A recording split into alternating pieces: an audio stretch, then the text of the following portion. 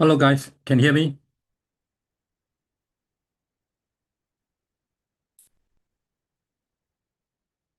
Okay.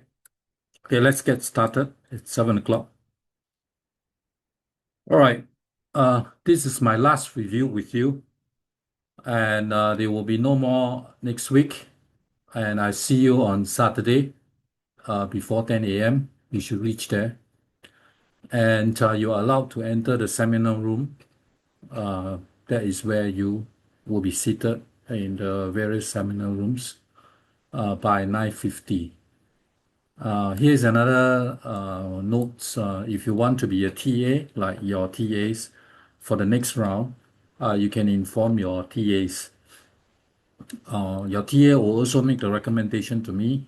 They know how you are, and then based on your performance, I will make the selection in June, and then we'll invite you during that time. Okay. That's all for all the announcement.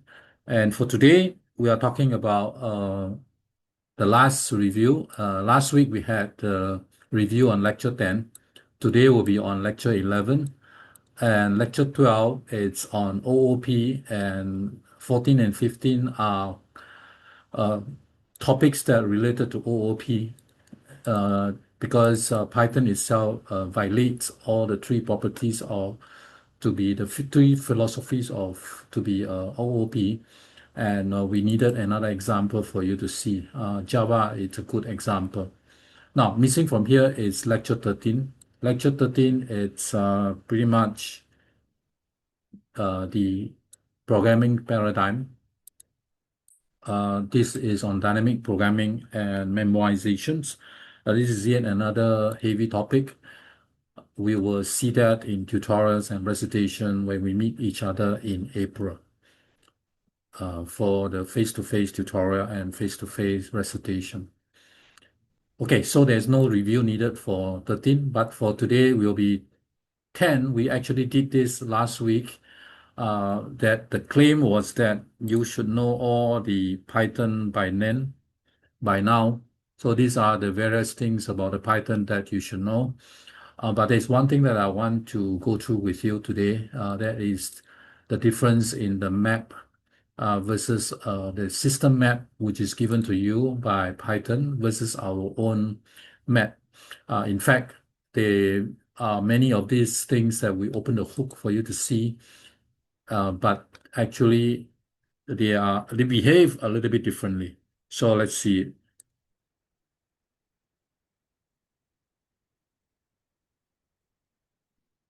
Okay, here are the codes that I want. I have shared this in the resource for the review. All right, basically this is the function. All right, this function is full just to print out whatever you pass to me. In this case, you pass to me as a map. This map is a system map because there's nothing defined before that. And so this system map actually take in the tuple 1, 2, 3 and transform. Mapping is to transform each of it to become a square of it.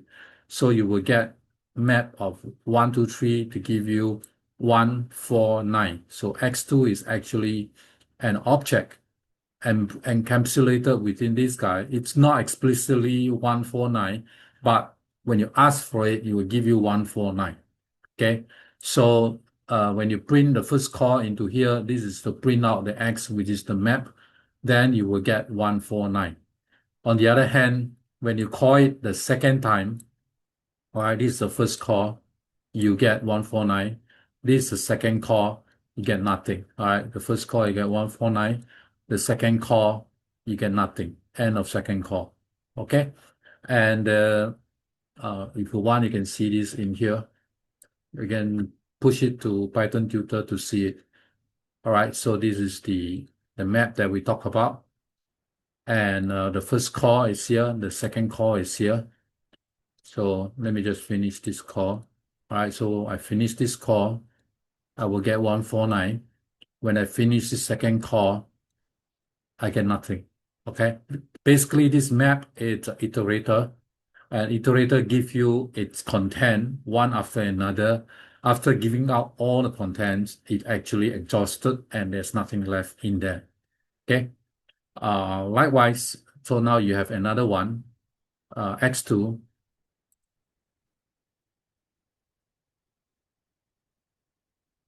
x2, which is this object, which is the same as this x2. Now, if you compare it with 149, right, x2 is a map instance. You are actually, this y itself is actually 149. If you compare with it, you actually get false because x2 is a map instance, whereas y is an explicit object tuple. Okay. Of course, if y is not the same as x2, then y is not the same as x2, you get false.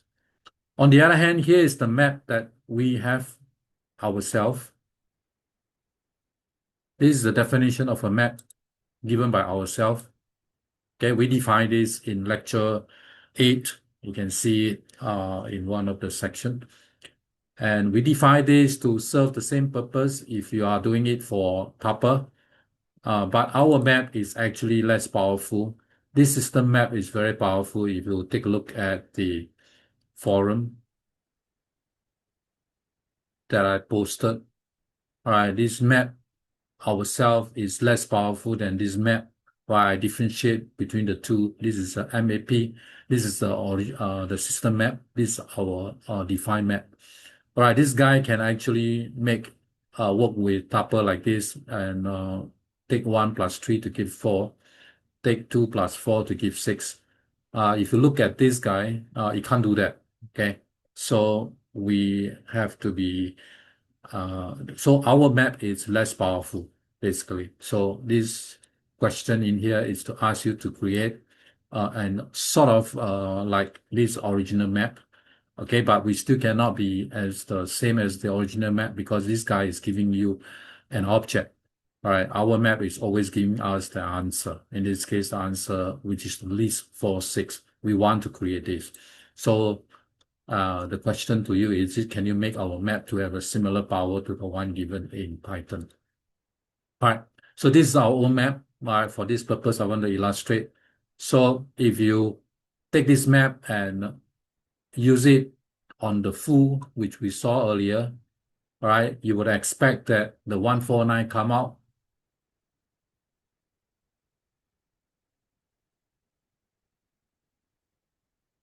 Okay, so this is our map, and this is our first call, and this is our second call. All right, let's see what we get. We get 149 using our own map.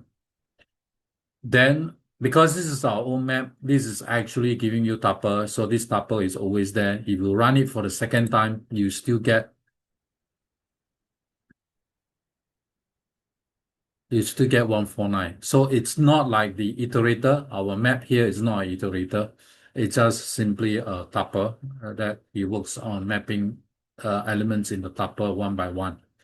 Right? So we get this. So if you compare with this y, of course, this guy is going to be the same. Okay. Right? If you y compare with x2, which is the same as this guy, you actually get true. But still, they are not the same as this. It's they are two separate different tuple. Okay, so this is the difference between the system map and our map. And likewise, for many other functions created by ourselves, they are not the same. We just created them to open up the hook for you to see what we actually do. Now here, this part is simply just to tell you the range also the range actually also operate differently in certain manner. You can see. All right, so x2 is a range from 0 to 5 means 0, 1, 2, 3, 4. Again, this is an object. All right, so if you use it, you can print out 0, 1, 2, 3, 4. Okay, but this is not an iterator, so this guy will still be there. You call it for the second time. So this is the first time we call. All right, let's see. So we get 0, 1, 2, 3, 4. The second time we call is here. We will still get 0, 1, 2, 3, 4. All right, so this is unlike map. This range is actually an object. This range never get decimated or get destroyed by asking for the value. It just know the next value that you wanted. All right, so here are some, so now if you have this range, if you compare with this, actually they are different, right? But they contain the same thing, but this x2 and y, if you check it, they are actually different. Let's see, we're here. So we want to check x2 versus y, which is a range which is 0, 1, 2, 3, 4, and y is also 0, 1, 2, 3, 4, but they are different because this range is just an object. It's very concise, it saves space. Unlike the tuple, if you have 5 objects, you have 5 memory slot, whereas this guy only have 1 object description. Right, so you get false. They are not the same. Of course, then if they are not equivalent, then they cannot be of the same object. Okay, now if you want an iterator, so x2 is an iterator, and you can get the value, you can set it to be, x2 is a range, you can set it to be an iterator. In this case, we will get next IR, which means that the first time you get it, you will get 0. The second time you get it, you will get 1. All right, so first time you get it, you get 0. Second time you get it, you get 1. Now, if you put R in the for loop, right, you would expect that because it's the iterator, so 0 and 1 are exhausted or given out, the next one will be 2. You get 2. And then you get 3, you get 4, and that's it. Now then this guy has nothing now. So if you continue to ask for it, you get nothing. All right, and that's it. So you have to differentiate between the iterator versus an object only. So map is given by the system, it's an iterator, whereas range that we use is actually an object, not an iterator. You can make it into an iterator by using iter. That is a command. All right, so with this, I think you should know pretty much everything about Python that you needed to know for our purposes. And you are not required to know any of those libraries like combinatoric libraries and so on. Even if you know them, it doesn't help you with midterm in the sense that you're not allowed to use those stuff. Of course, the question is that if the test questions does not tell you what you cannot use, of course you can use anything, but we usually explicitly state that you're not supposed to use library. In particular, in the practical exam, we will not allow you to use library. It defeats the purpose, basically. We are supposed to test you on using to create your own stuff. Instead, we're not testing you to learn by heart all those libraries that only expert needed to know. Okay, we are more focused on computational thinking. Okay, so that is lecture 10 that pretty much we conclude about what we needed to know about everything about Python that will be tested on you. Of course, there's a tuple, there's list, there's also sets, and also stack and queue and so on. Set is primitive, but dictionary is primitive, but of course queue and stack the derived data type. Okay, so that's all about the Python that you needed to know. Now, for today, the review on lecture 11. This is a difficult topic because I do not know how to change this. I leave it as what Ben Leong has done it. Right, these are all lecture 10, 11, 12 are from him. It will be difficult for me to adjust it because these are all tie in with the learning. And so, but I can tell you today about the overall picture, why certain thing is like that, and hopefully that helps you with understanding this topic. This is not an easy topic, but all in all, still we are trying to manage complexity. And if you look at the instructional resource, I actually added this code displayed on type yesterday. And I updated this one yesterday and updated this one yesterday. All right, and also I checked through the video and there's a small little error there that the video used this, but the code, if you check the code, it doesn't use this, it uses the Z only. All right, so And this lecture is such that you have to read it together with the codes that I give to you. And that means that you have to study together with this code. This is on the message passing. And this one is on data directed. And this one is on dispatch on time.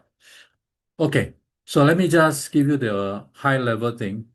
And in this particular lecture, it's trying to manage complexity on multiple representations. All right, so the central theme in all this is that computer is done in layer by layer.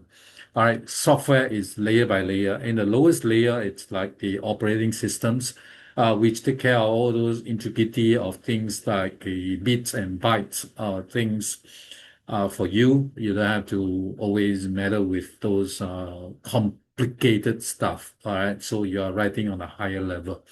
All right, but even if you're writing on a higher level, as you have seen, like the picture language, it's just yet another level that you're writing something on top of picture language. Same as just now, those libraries that I mentioned, you are actually writing a PyTorch. It's another layer you're writing on top and so on. All right, so this layer by layer concept has to be there. And now, in this particular lecture, you have to know yourself that which layer, who are you? You are actually, in some sense, you are the user of all these generic operators. And then whoever creating these generic operators, we can refer to them as system programmer. Okay, system programmer deal with system stuff, whereas we can call ourselves as an application programmer. We are using this stuff. Okay, so this lecture is such that it's telling you that what should system programmer provides that you as an application programmer can use multiple representations at ease. All right, so that is that, if you are a multiple representation, then you always have to think about, hey, which one I have to use? Am I using this one? If I'm using this one, hey, which function name should I use and so on? All right, so it comes with complexity if you have multiple representations. So this generic operators is a layer that created so that it can shield you away from this complication. Basically, you do not need to know which representations it's below that you can always use the same name. All right, so and to call your function. So we'll see that. So this is in this lecture, you must remember who you are. You are a programmer using a package programming system, and generic operators.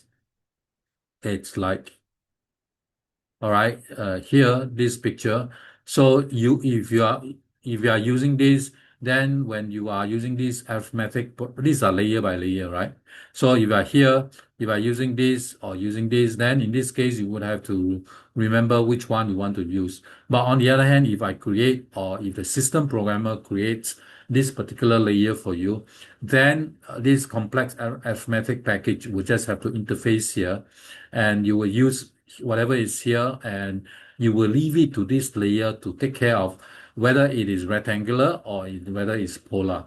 All right, so if you stay in this layer, you don't have to know whether you are in rectangular or you are in polar.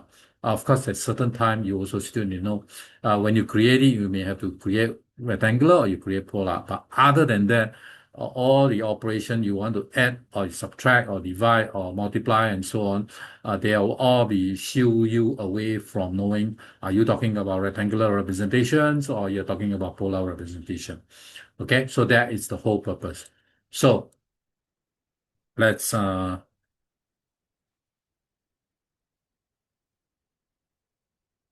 right, so in the lecture, the first thing first, a generic operator means the operator which function to use correctly depending on so the operator knows which function to use correctly without you having to worry about it, you as an application programmer. All right, so for this generic operator the realization of this generic operator required to solve two problems. All right, if it doesn't solve both problems, then there are still certain hurdle or certain hardship in using the multiple representation. But if the generic operator can solve both problems, then your life as as an application programmer will be much easier. All right, so what are the two problems? The two problems are actually listed in the page 7 and 8, page 14 and 15.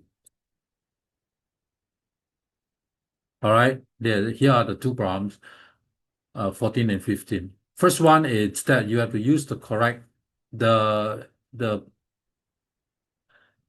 all right, so for example, this particular operator plus, okay, basically when we talk about the generic operation, we are talking about the various operations.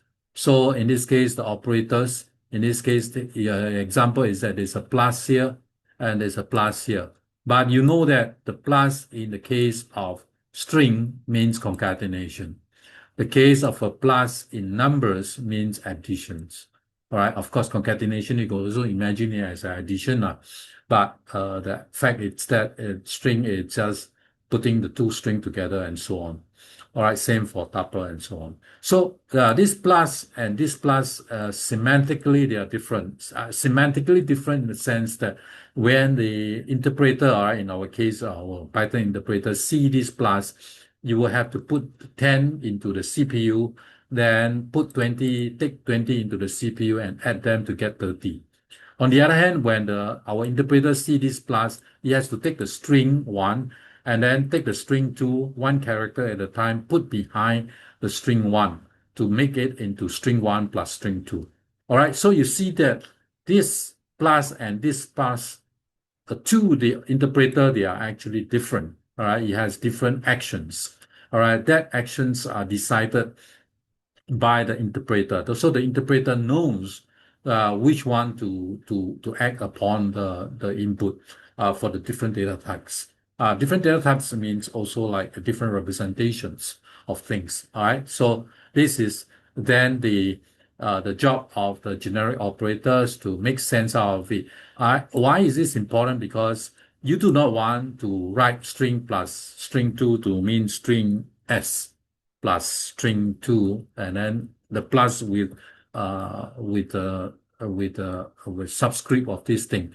All right, and make it so ugly, right? So we want to use plus as a plus, but we mean concatenation.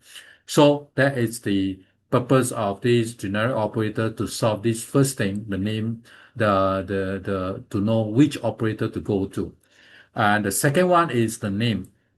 All right, so if you see the lecture notes at the very early part before the generic, you have this real part underscore rectangle, imaginary part underscore rectangular.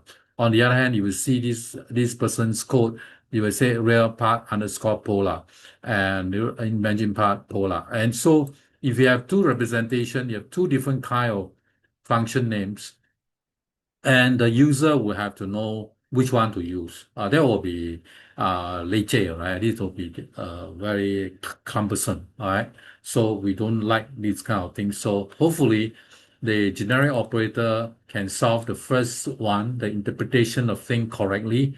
Number two, the name correctly. And actually there is also a third one. But the third one it's also mentioned, but it's basically on the expandability, future expansion. So what happened? There's a question about what happened if you have a third representation. If you're doing it in this way, all right, in our case, we have three strategy, which would it cater to the fact that in future expansion, it's still possible or still not so difficult. All right, so that will be also a consideration about your design. I mean, your means here, it's a system programmer. Okay. So in the lecture, you see two examples I use. I updated the code. The one is the arithmetic operation code in mission 11 and 12. All right, so these are the two examples that you can see to help you with this particular lecture.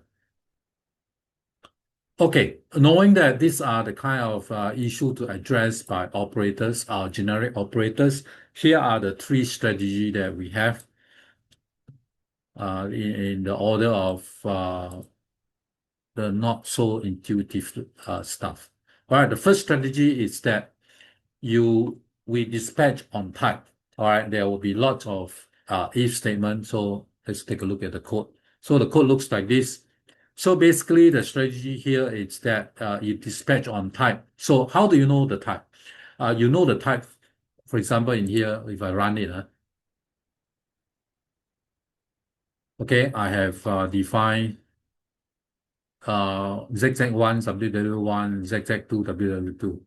Right? So you will see ZZ1 is actually this number, and WW1 is actually this, also polar. ZZ2 is rectangular. WW2 is rectangular. So you see that this is a complex number, as you usually know. This is the R, this is the angle. All right, this is the R, this is the angle.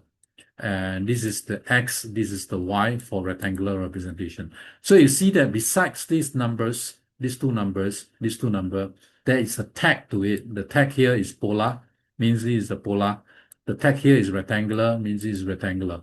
All right, so basically this is common to you guys, your generation. We tag things for you tag a photo with your name, or tag a photo with your friend's name, and also someone else when search for it with your friend's name, you will be able to find it. So tagging is what it's the first thing that it is doing to help to tell which is the type. So the code looks like when you're trying to get the real part, right? So this is the application programmer. This part is the application programmer's work.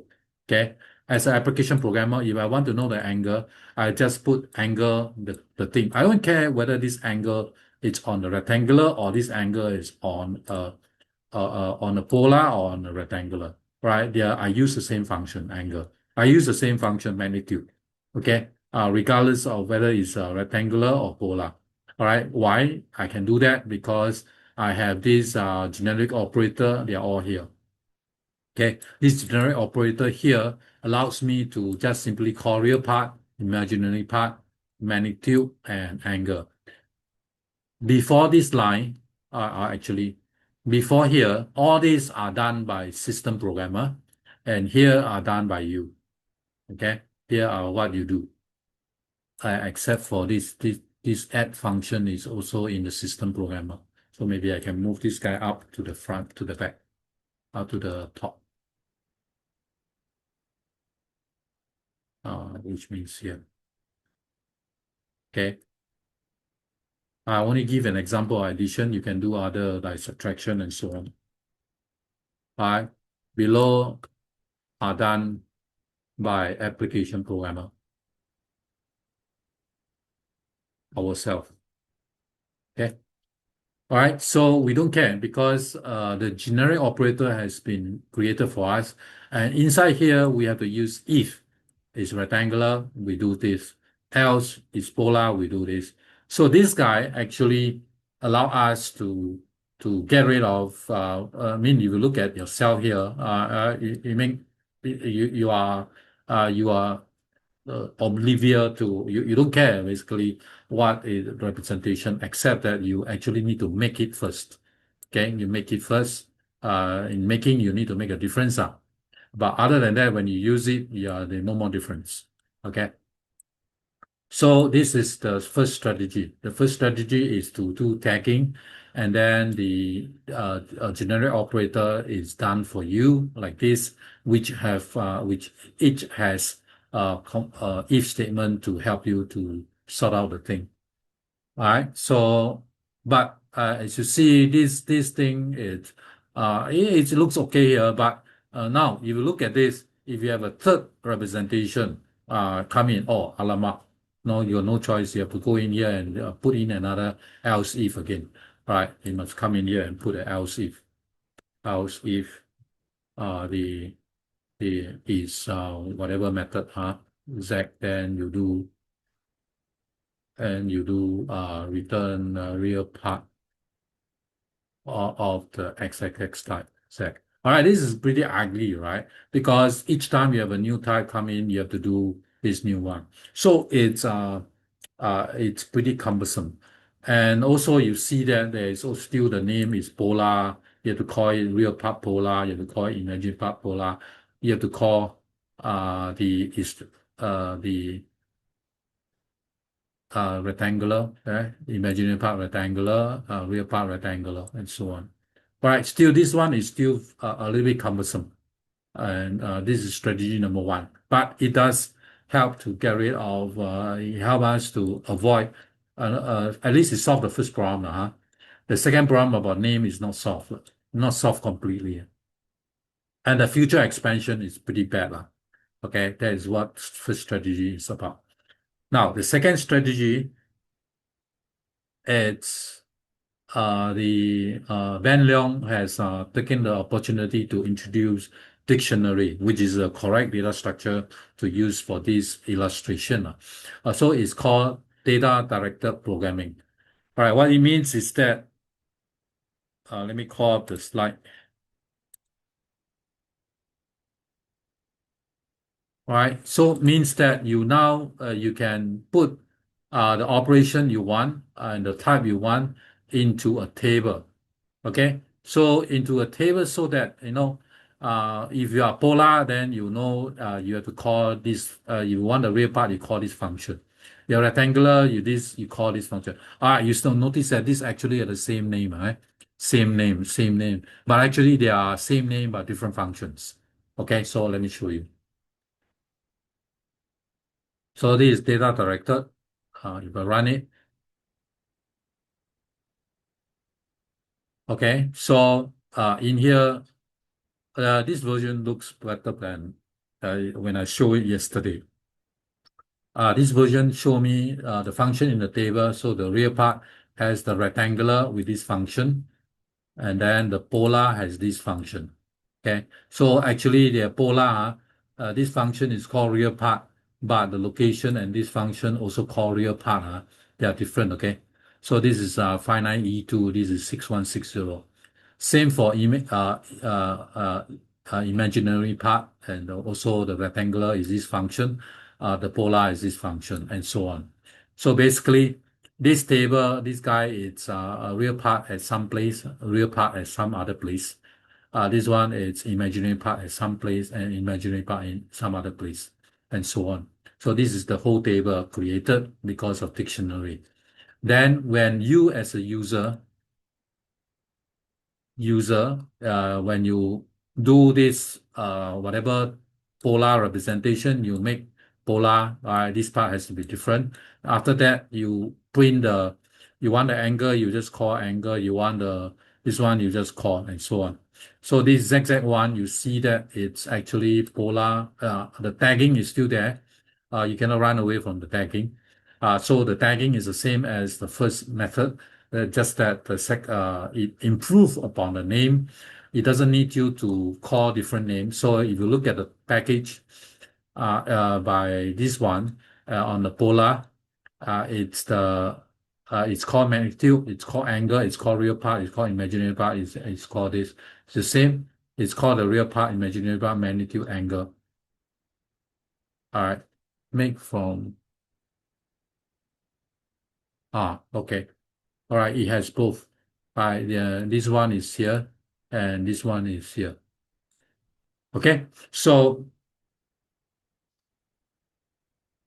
all right, so you have the data directed method, which give you the same thing. I intentionally put these two are actually the same. Okay, and I also add them the different types to add. No issue, because you can always this is the polar, this is the polar rectangular, and so on. But they all give you the same answer. Adding two complex number, you always get the same answer with a little bit of numerical error. All right. Other than that, so this method, strategy number two, allow us to solve the problem with dictionary. At the same time, you solve the problem about a name issue. Now the name, you need not choose different names. All right. So both of these are solved. And on top of that, the future expansion, what happens if you have a third type? In this case, the third type, you simply just do another install. Okay, this one is install the first type, the second type, and then you have to install yeah, of course you have to create this package, right? XXX. Okay. And then you just have this to install it and you'll be okay. So this second strategy allow us to do expansion with ease. Okay. So second strategy is quite good already. Now, the last but not the least is a strategy that we will see pretty often. This is the message passing. All right, this is the message passing. This is the approach of OOP. So in OOP, as you will read in lecture 12, 14, and 15, it needs to kind of support the philosophy of encapsulation, inheritance, and polymorphism. All right, you will get to them to understand these three concepts. They Actually, this is another place where I stopped. I hold back last week to tell you about this analogy with real life. So let's take a look at this.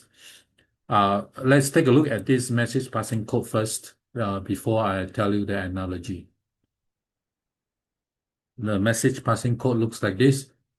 So in this case, you see that you make from real imaginary, it's now all in here. So this is a standard. So this is whenever you make it, you are actually returning it, the helper, which is this part, and this part is actually an object. All right, in this case, it's a function as an object. All right, so if you make a polar, you also return this guy, and this is an object. And within it, it knows that if you tell me to do real part, I give you X. If you tell me to give you the imaginary part, I give you Y. If you tell me to give you magnitude, I take the mathematic function, take the find out the hypotenuse of this right angle triangle. You find me the angle, I will do this tangent. And for the case of polar, then you will do the multiplication like this, or like this and this. Okay, so you can see that the generic operator they all give you the same thing. So these are I create it, then I use it. Let me just run it.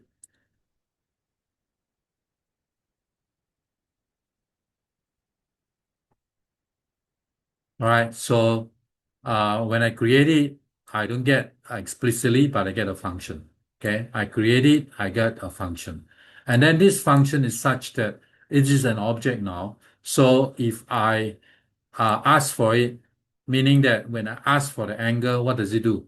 The angle of ZZ1, because this is an object, ZZ1 itself is I believe this is the rectangular. All right, so you will know that this is, you are asking me, then this exact is given the message, right? If I call this angle, it will be this angle. So you give me the message of angle. And therefore, right, having received this angle message, I know that I needed to return you this tangent. Okay.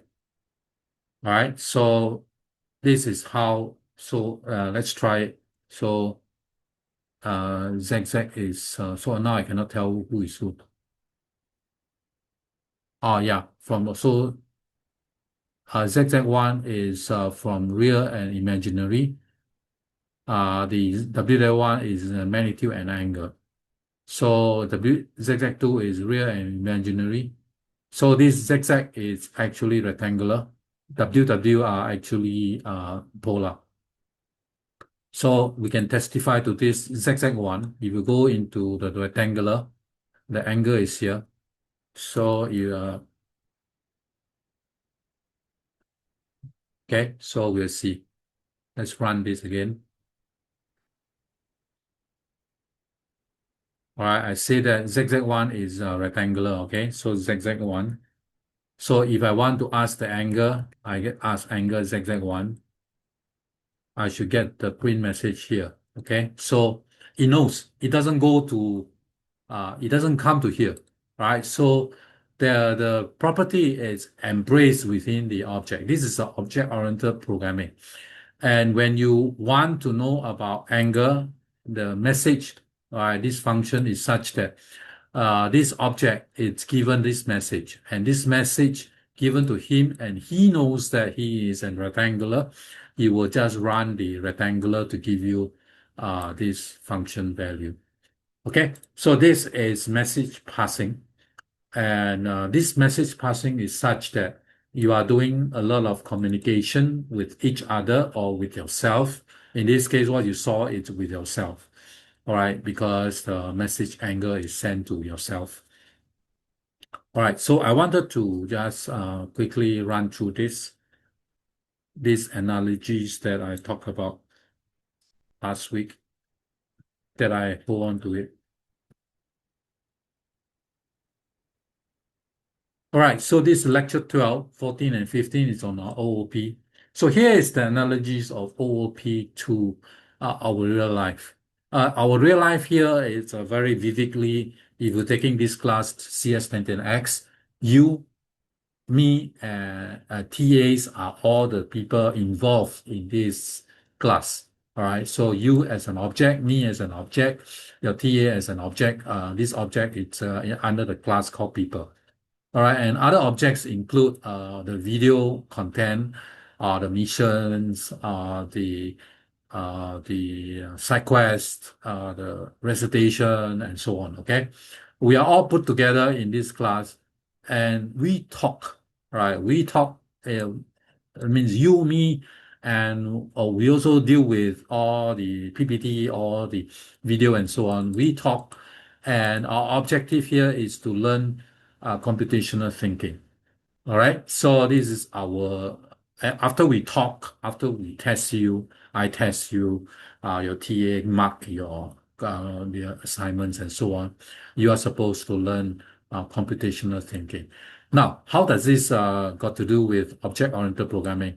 What you are seeing is that we, as in this class is actually the marketplace. All right, a marketplace that put us together, all right, by fate or by your choice of choosing my class. And in fact, this thing is called static void main function in Java. All right, and this, you see this very often. This static void main function, it resides in any of the file that you have. It doesn't matter which file you put, but it is just static. It got nothing to do with anybody. It doesn't return anything usually, and it's called with this designated name, main, which is the marketplace. All right, and this is a function. Whenever this Java program is run, it comes to this function to start the running. All right, so basically in this marketplace, things are happening. All right, and within this marketplace, it can be that object talk to itself. Okay, like here, this object talking to itself.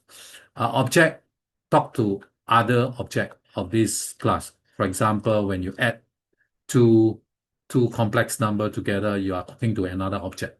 Okay, an object either work with cell or other, or object can also work with other kind of objects. For example, you work with the PPT, you work with the missions, and so on. And then also, and we are at this marketplace that we actually do all sort of things. All right, and we pass messages around. I sent you announcement just now about the midterm and so on. All right, so all these things are happening in this marketplace. All right, this marketplace either has itself working with someone else. Basically, for example, you and your friend work together on some mission and so on. All right, you can talk, but you cannot copy from each other, for example. And you also yourself read the PPT and so on and so forth. All right, so all these things are happening in the marketplace under this static void main function, so that things can happen to meet the objective of this computation. Our case of the computation is to learn computational thinking. Okay, so so there are also some issues in here that when you want to do protections about the encapsulation, inheritance, and polymorphism, you do not allow people to anyhow change you, for example, right? You allow people to ask you, right? You hopefully don't allow people to change your property, okay? But they can ask to change you. Then you accept it as a mutator to do some checking. You can use assessor to get information from you. All right. And so all these things are built in there to allow you to talk to each other while you still preserve your privacy and so on. Okay. Or your secrecy, whatever. Okay. So these are very vividly a case of object-oriented programming in a marketplace that we are in this class. All right, I'm pretty much done. Let me just quickly summarize all these weeks of learning together. Yeah, not just that you're learning, I'm learning. I learned to set the next week's midterm for you. And I also have to learn how to set the PE in the coming weeks. And then I have to set the final for the coming weeks. So I'm also learning. And but all in all, you should learn that the computer science is algorithm plus data structure. Algorithm is the recipe. Data structures are all the ingredients. And a lot of things in computer, you're actually finding it in real life. All right. And last but not least, you are actually managing complexity in various form. Like here, we are building things layer by layer to help you. Okay, I'm done with all the necessary background on this course. To hopefully by now you are actually on par with those having some programming background. Okay, so the midterm is a place where all of you should be on par. As long as you are not a super programmer before, you will learn a little bit previously. Now you should be about the same level with the rest of the peers. Right, of course, there are exceptions in the class because those guys, some of you may already learn programming in depth, right? So taking this class, hopefully, is not a waste of time, but still you have something to learn from the course. Okay, I have a few more minutes. Let me just quickly conclude with telling you this. All right, and actually, this is you come and happy and leave happy. All right, so midterm is 40 marks. Front page is already given. Sitting arrangement is given. If you want to check the past year series, and you should look at 2020, 21, 22, 23, 25. 2024 wasn't by me, so you can ignore that. Of course, they are good exercise. I mean, it's not by me in the sense that the content is the same, but the style is completely different. All right, Professor Tan Santek likes to set multiple choices question. I don't like, and so the way that you should refer to the style will be in these few years. You can of course refer to the final exam also because final exams also cover a little bit of the front part of the course. All right. And question one is 28 marks, which is quite heavy. Out of the 40 marks, this pretty much take up more than half. All right, so this A to H, there are 8 parts. The first 2 parts are 2 points, and the remaining 6 parts are 4 points each. All right, basically they are all tracing question, and it's not multiple choice. And I mentioned yesterday that we were not likely to give much of the method marks as in other exams, because these are all given with line drawn that you have to put in the answers. If it is wrong, it's wrong, unless it's really a careless mistake. So if you are numbers which you cannot calculate because you're not having a calculator, you can always put the full formula for us to check. Okay, we don't need you to give me the a number that if you cannot, if you want to save your time in calculating, multiplying or dividing or whatever. Okay, so you can put us the full number or full expression, but we will not tolerate any of 0 and 1 are quite completely different. Okay, so no method mark usually. Of course, all the paper will be marked and returned to you, and you can challenge our marking. And the paper will be returned to you depending on whether there's any re-midterm or not. If there is a re-midterm, then we will not release the results so soon. If there's no midterm, will be released soon after the Saturday. It could be by Monday. It'll be released. All right. So that is question number 1. Basically, you have to learn how to use the various way of tracing using table your diagram derived data type, whatever. Question 2 is the short questions with 3 parts. So as to Here it's pretty clear that what you have to do, you have to write an output, all right? But here it's a few more lines. So you have to see, all right? There was a question whether what is enough. If you have to explain something, how long should you write? Of course, you're trying to be concise. And the usual gauge is that you know that this question has two parts. How much time you need to allocate? It's about 18 minutes. Total is 40 minutes for 120 minutes, 40 marks for 120 minutes. So each mark is about 3 minutes. So with 6 marks, you have about 18 minutes to do. So there are two parts. So each part is about 9 minutes that you should spend. And this one got three parts, so each one maybe 6 minutes that you can spend. On the other hand, this one is 28 marks because there are some easy, some difficult. So it's not necessarily 1 mark to 3 minutes. You can save some minutes by with those easy one, you can quickly work it out. All right. So the preparation that last word that I should tell you is that you sleep well the day before and you come happy and you leave happy. All right, whatever it is, let it be because you're learning and this is just one of the three tests that you have to go through. I'm done. 51 on time. Any question you can ask before I pass on to Junjie?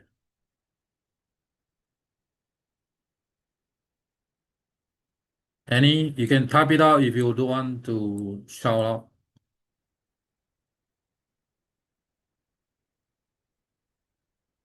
If no, then I pass. Are you okay? You can give me a check. Prof, can we do the whole exam in pencil? Because I scared like I'll have to do a lot of correction tape if I use pen. Yeah. It stated there that you can use pencil, and we actually love you using pencil. All right, because the so that you will be legible. Can erase and write out your codes if you need to write codes. Make sure you are proper indented, and then you don't need to give me the insert here and there. If you're using pen, then that's going to happen. So pencil is welcome. And for sure, last time people are afraid of pencil because they're afraid the examiner may erase something. But this is not going to be the case. You will be written with the paper. So the examiner cannot play fun on this. Okay. Any last minute tips for tracing questions specifically? There's no. They are all in the past year. They are all here. You can refer to that. That is the tips then. Any more? Okay, no more. Okay, good luck. Junjie, I pass to you as a host. Yeah, Make host. I take a leave. Change host. Okay, you got it? yeah. Okay, great. Thank you guys. I'll see you in school. No more Zoom from me. Junjie one is also the last one. After that, he will also see you in school. Bye-bye. Bye. Bye. You start at 8 o'clock, huh? So I leave the recording. Yeah. Okay.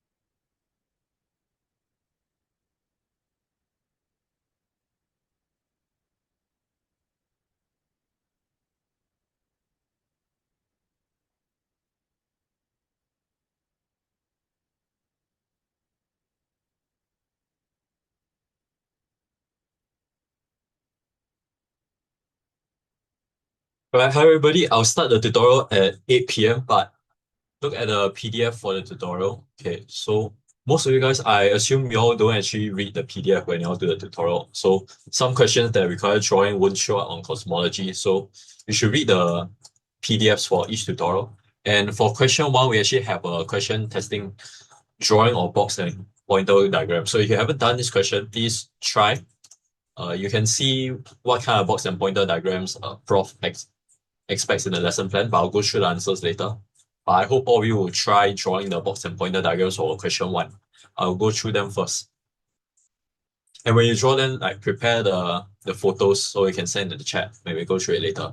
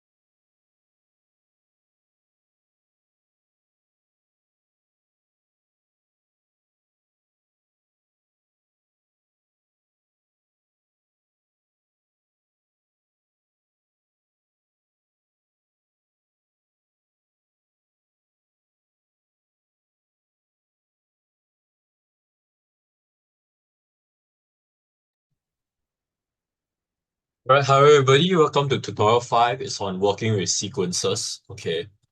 So, I got a question from Darius, like, can I ask if every CS or BZA mod has about the same amount of workload as this course? No. Generally, there's a variance between workloads and difficulties for different courses. Like, I would say for 1010X and all the other variants that you would normally have to take for the digital literacy pillar, right? It is generally considered the highest difficulty and workload mod for your year 1 sem 1, usually much higher than your other mods. If you're a CS student, I would say CS101101S, which this mod would replace if you carry forward the grade, and CS1231 are the hardest courses that you take out of your usual 5 mods in year 1 sem 1. And for BCA students, CS1010A and BT1101 will be the highest difficulty and workload courses. So if you want to know more specifics about which courses are generally high difficulty and high workload, you can ask your seniors, maybe when you attend freshman orientation programs, or you want to ask your TA, you can do that. So they'll usually like tell you which courses have like higher difficulty and workloads, like usually on a scale 1 to 5. Okay. So let's start the tutorial. So I hope you guys actually drew out your box and pointer diagrams. So can I see them in the chat?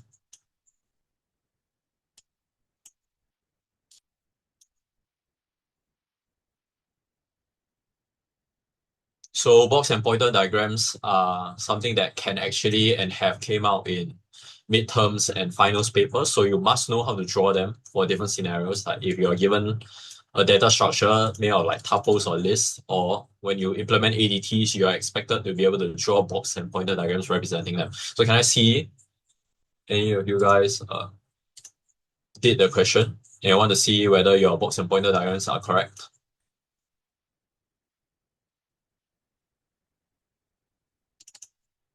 We'll go through them. Let's see. All right, can you see my screen? Can you see the picture? Can I get a thumbs up whether you can Yes. actually see the... Okay, can. So throughout. So let's see. For question 1, okay. No, this is not how you represent box and pointer diagrams. So I'll show.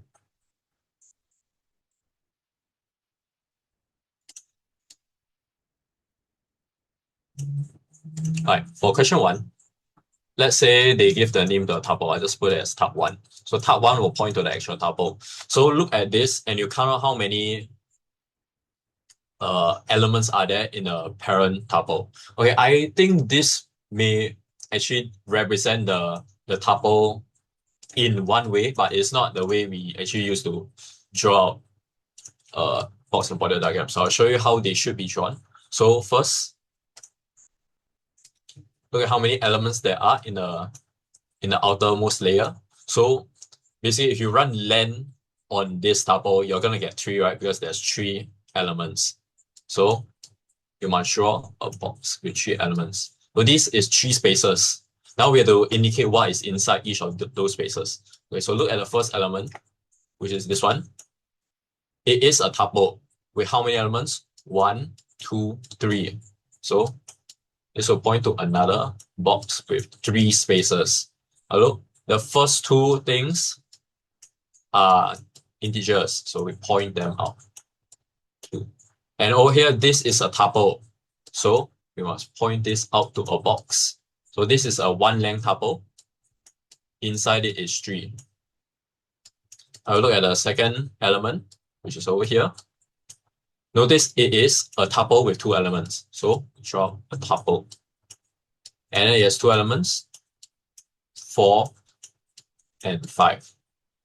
Now the last element is another tuple. Draw it out to be 6 and 7. So this is tup1. All right, I'll look at other people's implementations.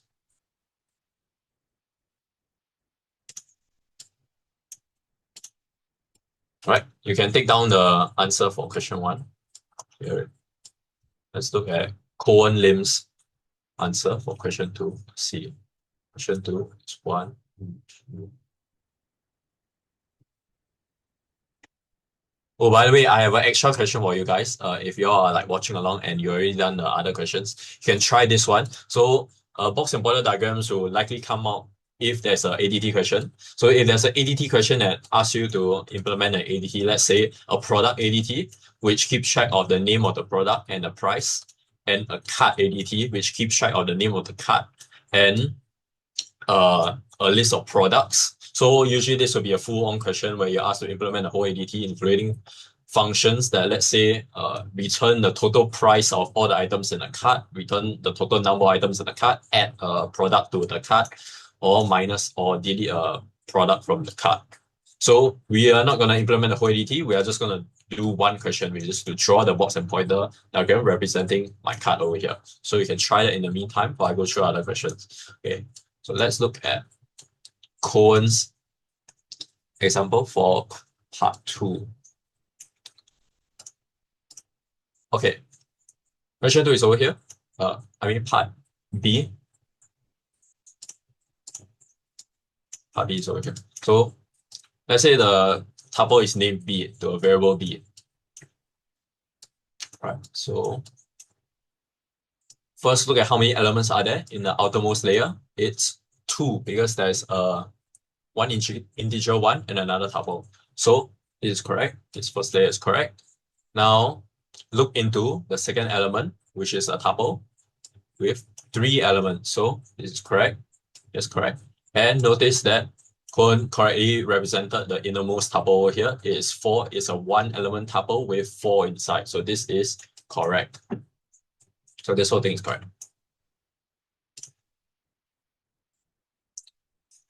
Oh, by the way, if you're asking me questions, please don't do it in a PM. So because I will have to answer them and it will be more helpful to everybody else if they can see the question as well. So if you're asking me questions, just ask in the chat so everybody can see. Unless it's a very personal one, by which case, it's fine. Okay, let's look at Cohen's answer for part C. So let's say we are saving it to a variable named C. So look this. So count how many elements are there in the outermost layer. So there are 2, and this is correct. And over here is another tuple. So now look within this tuple, how many elements are there? There is 2 and another tuple. So this is correct. Now look within this tuple, there is element 3 and another tuple. So 3 is correct. And lastly, there's a tuple 4, 5. So this is correct. So be sure you understand how to draw box and pointer diagrams because it is quite likely that that will come out. According to past year papers. So if you all haven't tried the past year papers, I highly recommend doing the past 6 years of midterms past year papers because most of them were set by the actual prof, by Prof. Tan Teo Seng, except for one recent year. I think 2 years ago, it was set by a different prof. But in the past 6 years of papers, I think about past 6 years of papers, 5 of them were set by Prof. Tan. All right. Has anybody tried my custom ADT question over here? This is more in line with what can actually come out in exams because these kind of questions, drawing the box and pointer diagram for this kind of tuple is considered quite easy. And this is considered more practical. Okay, I have a private question from Sun Lei Teo. Hi, am I correct to say that the number of nested layers in a tuple is proportional to the number of boxes we draw for that particular element? Yes, I guess so. If what you mean is when we look inwards towards the nested tuples, we have the outermost layer, which has to be one box. We have the innermost, which will be its own tuple, and the innermost one has its own tuple. So yeah, be wary of that. A box and pointer diagram basically illustrates the structure of your data structure. So this is a nested tuple, so you need to illustrate how nested it is.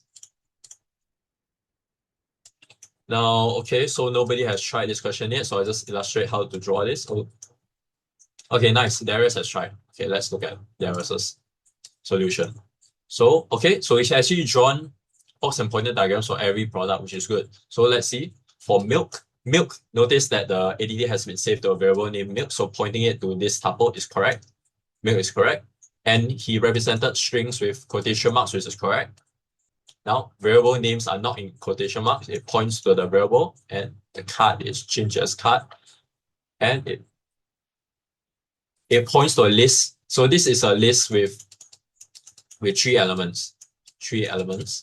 And each of them point to the milk, bread, and eggs. Yes, and it represents the prices correctly. And notice is in the same correct order. So because I've implemented it as milk, bread, then eggs, make sure that the things you're pointing to, milk, bread, eggs, are in the correct order.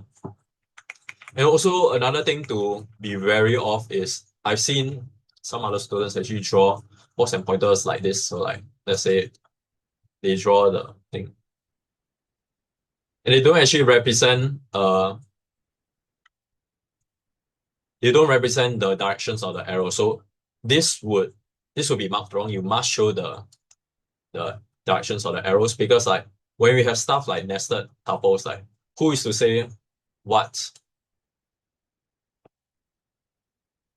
where is the parent layer, the highest layer, the top layer. So if you don't show that, like this would be a different box and pointer diagram from, let's say, this would be completely different. The structure is completely off.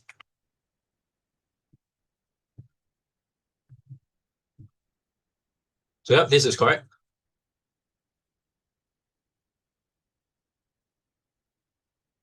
Let's see, okay. Bruce tried as well, so let's see. Cut. So if the question actually only asks you to represent the box and pointer diagram for cut, so there's no need to actually do this pointing. But I don't think it'll be marked wrong if you do that.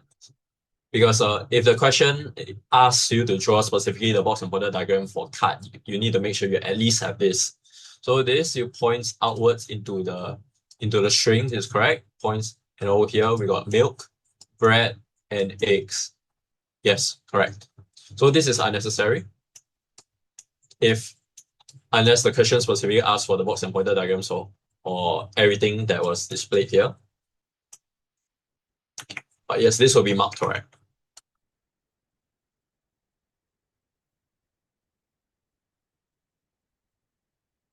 So it's necessary to use pointer arrows instead of just lines. Yes, of course, you must use the pointer arrows because it does show what is nested in what. If you don't show the arrow, it will be ambiguous. So you must show the arrows. Now, okay, let's move on to question 2. So question 2, write expressions using index notation and return the value 1. So for each of these tuples. So there are many different ways to write expressions that will all return 1. So I'll have each of you like try different ways. Yeah, you can use positive indices or negative indices. So you need to understand how those work. So Ray Young, can you try expression 1? Just type it in the chat. Bruce, can you do expression 2? Write the expression that will return 1. Wait, sorry, I'm positive or negative? Wait, positive is it? Yeah, Ray Young, you're positive. Bruce, you're doing negative indices.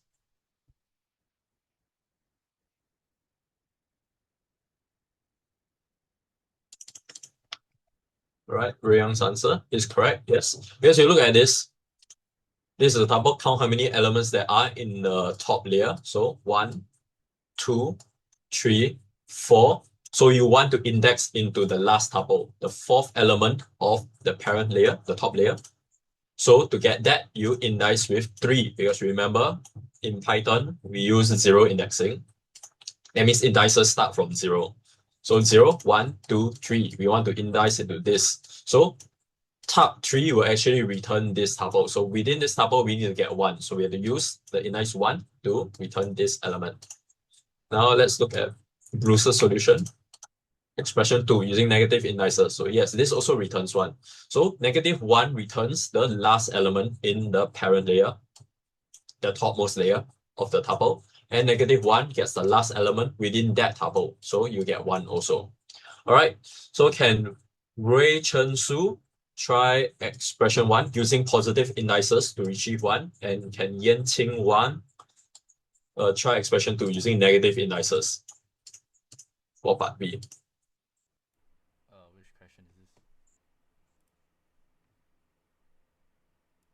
Just type it in the chat.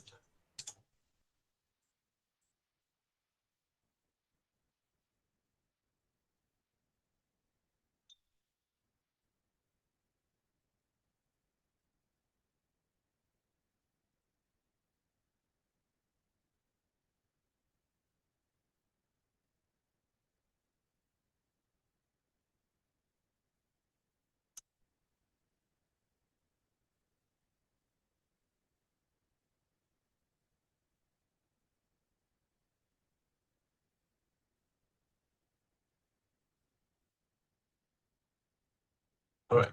Ray Chen Su has top 3. So let's see. Yes, top 3 will return 1. So when you look at the elements in this tuple, make sure to count correctly how many elements there are in the topmost layer. So 1, 2, 3, 4. So to get the fourth element, you use index 3. Now, Yanqing Wang, have you finished your expression using negative indices? Okay, yes. So Yanqing wrote top -1. So top -1 also returns 1 because -1 retrieves the last element in the tuple. Now, before we move on, I want to highlight that this will be equivalent to just 7. So if you try to use parentheses and put any element here, this would be evaluated as just the element. It is not a tuple. So this is not a tuple. If you want to specifically get a tuple with one element, you must put a comma. So this differentiates it with your mathematical notation. Brackets are typically also used in Python for mathematical operations to show Python what order you want to do your mathematical operations in. So let's say like 1 plus 2 times 3. So this syntax is reserved for math. So if you specifically want to use it for tuples, you must have the comma. So once you have more than one element, it doesn't matter already. Python knows what you want. This is making a tuple with 2 elements. So if you specifically need to make a tuple with 1 element, you need to remember this syntax. You must put a comma. So this has come out in past year exams, as I remember. So this is tricky. So you must remember, if you want to make a 1 element tuple, you need to put the comma at the back. So there are many ways this could be used to trick you. So remember this. Is there a way to easily see how nested a tuple element might be? Because I keep getting confused that the tuple is deeply nested with so many brackets. You just have to read it slowly. Yeah, yes. You just need to look at it and you see. Okay, let's look at like element 3. So we have here how to see the number of elements in the outermost layer. So look at the commas, look at the start of the bracket and look at the comma. So this is obviously 1 element. Now this is obviously a tuple. And look over here, this is a tuple. And this is a tuple. Okay, as you will see from my IDE, because I'm using a Visual Studio Code, it actually highlights very clearly what the nested ones are. In the exams, most likely you'll be doing it in black and white, so you must pay more attention and actually look closely. So make sure to spend a little time to make sure you're not misreading it, because in theory exams you won't be seeing it in color and there won't be a linter that tells you specifically what all the brackets are in terms of its order. So okay, let's have Jie Ren Ng try expression 1 and Vishwan Rajadurai try expression 2. So Jie Ren Ng is doing positive indices and Vishwan Rajadurai is doing negative indices for part C. It's part C.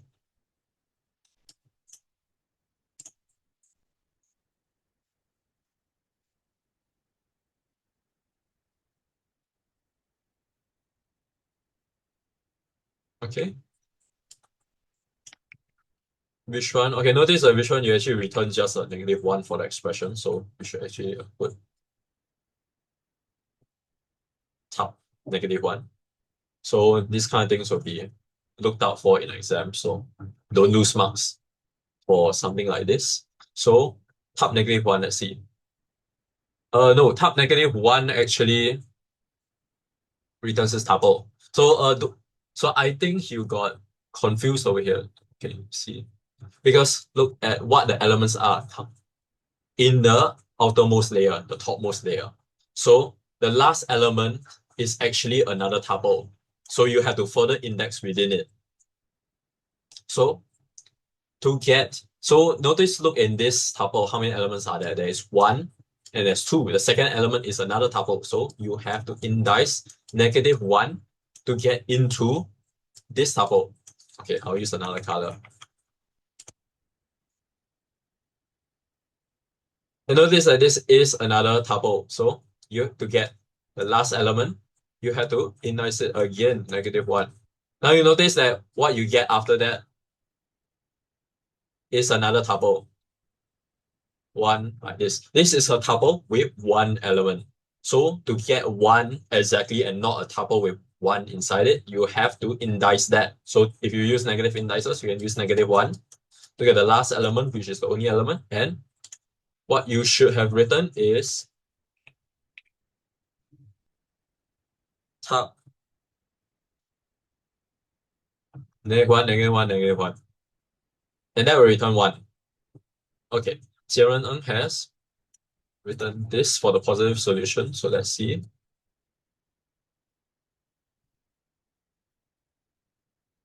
Oops.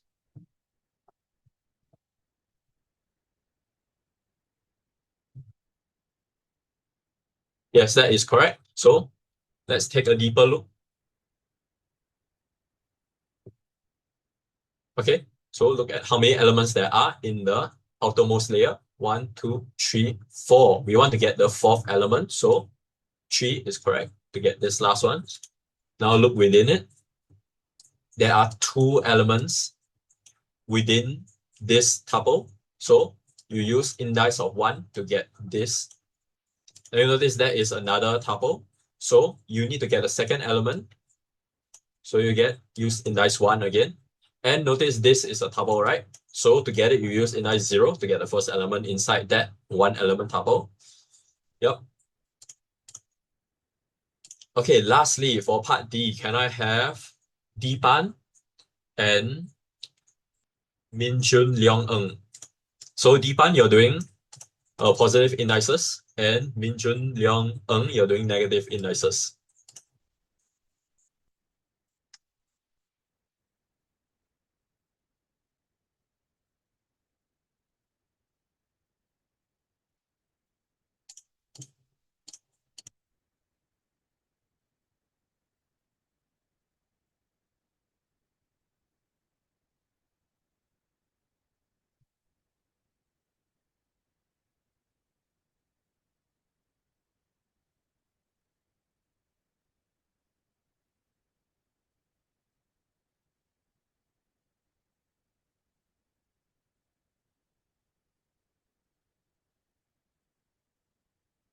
Okay, Dipan wrote this. Yes, correct. So this will return 1. So why exactly? So first, count how many elements there are in the outermost layer. And you want to get the last element. So 1, 2, 3, you want to get the third element. So you use indice of 2. So what you actually return from that is another tuple. So you must look deeper within. Is a tuple with 1 tuple inside it. So to get the tuple inside it, you need to use indice of 0 to get within it. And you are left with this. So to get the 1 inside it, you need to indice it with 0 again. All right. Leon Ng. Okay. Oh, okay. He sent his answer already. Okay. So yes, that is correct. So basically, you want to get the last element, and that is a tuple. So you want to get the last element inside it, which is another tuple, and you index it with -1 again to get the 1 element inside it, and that will return 1 also. So be sure to practice this kind of tuples. So if you're having trouble with this, you can actually draw out the box and pointer diagram. So I'll do it quickly for one of this. So This question didn't ask you to draw the box and pointer diagrams, but it's good practice. So for this question in particular, I'll do top. How many elements were there? There were 1, 2, 3. So don't get confused. Be sure to note that this is one tuple, which is the second element in the outermost layer. So there are 3 elements. Now the first element we know is just 7. And the second element is a tuple with how many elements? Let's see. 1, 2, 3, 4. So this should have been a box with 4 elements, and within that we have a tuple. Oh my God. How do I move my stuff?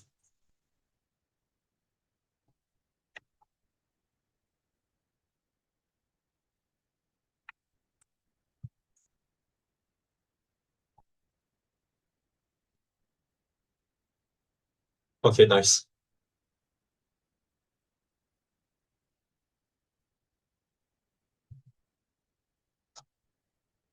Within that is another tuple, 6 and 5.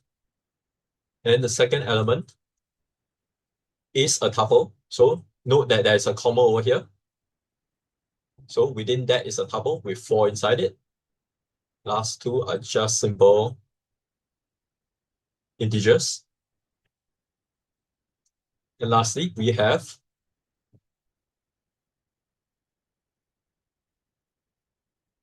another tuple. And inside that is another tuple with 1 inside it. So this should have been green also. So this just illustrates what the different layers are. So if you're having trouble, you can draw out the box and pointer diagram. So now, obviously from this, you can see that if you want to get 1,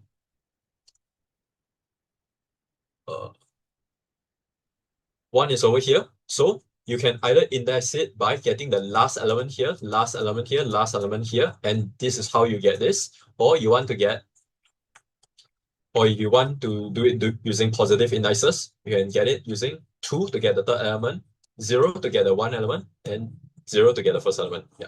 And this is 2, 2, 0, 0, same thing as over here with positive indices. So drawing the box and pointer diagram is a good way of visualizing how the structure of the tuple is like. And make sure you don't make any mistakes. And you should have a lot of practice drawing box and pointer diagrams because it's quite common to come out. All right, so let's move on to question 3. So write a Python function called even rank that takes in a tuple with 1 element and returns a tuple containing all the elements of even rank. So every second element. So the elements of even rank are notably using odd indices. So do not get those confused. So you must read the question carefully to see what they actually want and convert that to a Python notation. Okay, I have a question here. So, hi Chinchen, is there a need to indicate whether a box is a list or tuple in our box and pointer diagrams? No, there is no need to do that. Whether or not we're representing lists or tuples, we can do it using box and pointer diagrams.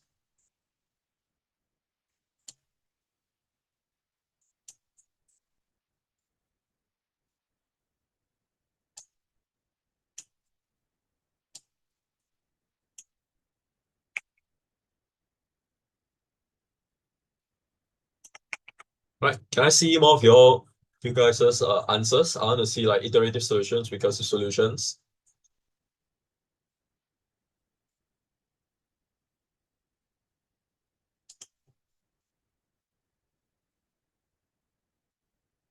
Yes.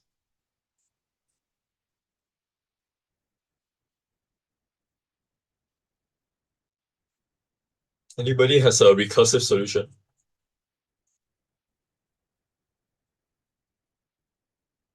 You can just write that out right now. I want to see a variety of solutions. Oh wait, I have it right here.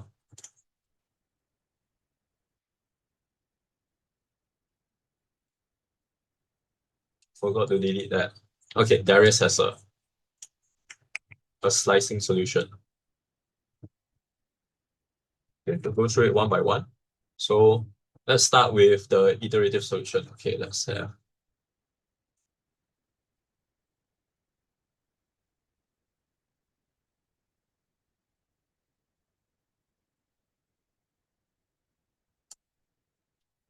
Okay, there are many ways to do an iterative solution. So let's look at which one. Okay, which one? Can you go through your answer? Like talk about how it works and then Uh, answer the time and space complexity, like how you will do it in an exam. So like yeah. Basically, what I do is I just create an empty tuple at the start.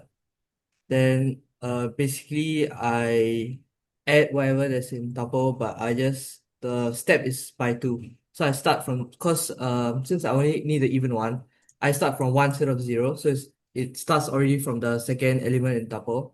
Then from there, I just 2, 4, 6, 8, and just add and make that the current and add it to the tuple. And I do it so that in this way, so I don't create like more and more tuples. I use the same tuple, then I just return the answer. yep, okay. So what is the time and space complexity? Okay. So you must answer the time and space complexity and also give a short explanation why. Time complexity should be and the n where the n is the length of the tuple. Uh, this is cause basically what it does is that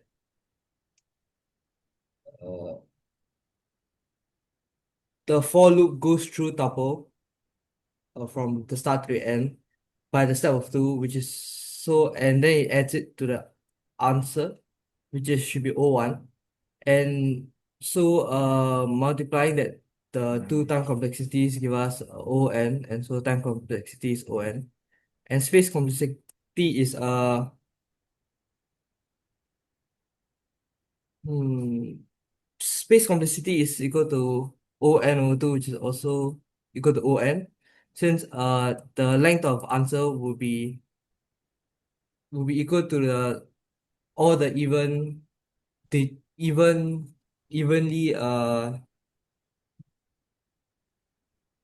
even ranks of the tuple. And so when you minimize it, it becomes ON. Yep, thanks. All right, so that's correct. So for the time complexity explanation, you can say that the loop runs n divided by 2 times or an on number of times because it's bounded by on. And for space complexity, yeah, because you use a extra space. So you actually initialize a tuple and the number of elements within this tuple is n divided by 2, which rounds up to on. All right, let's look at the recursive solution. Let's see, do you think anybody here actually wrote a recursive solution?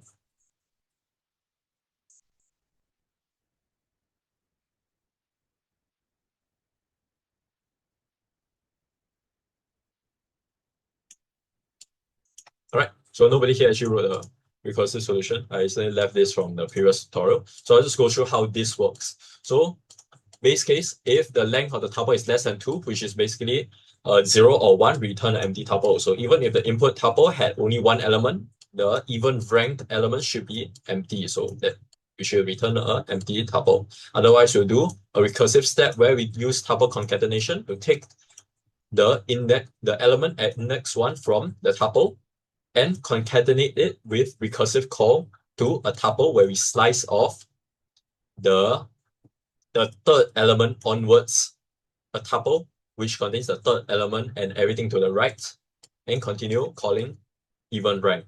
So let's have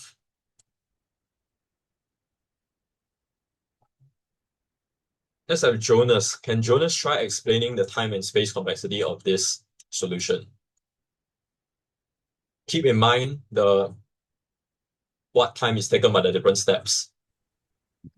Jonas, are you there? Yes, hi. Yes. I think time complexity is oh eh. Okay, I start with space complexity first. I think it's ON because the maximum space used, right, is uh it's like n over 2 recursive like depths, like the recursive call stack depth is n over 2.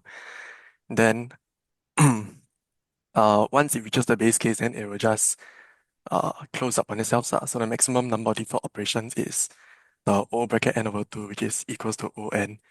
Then I think for time complexity, it's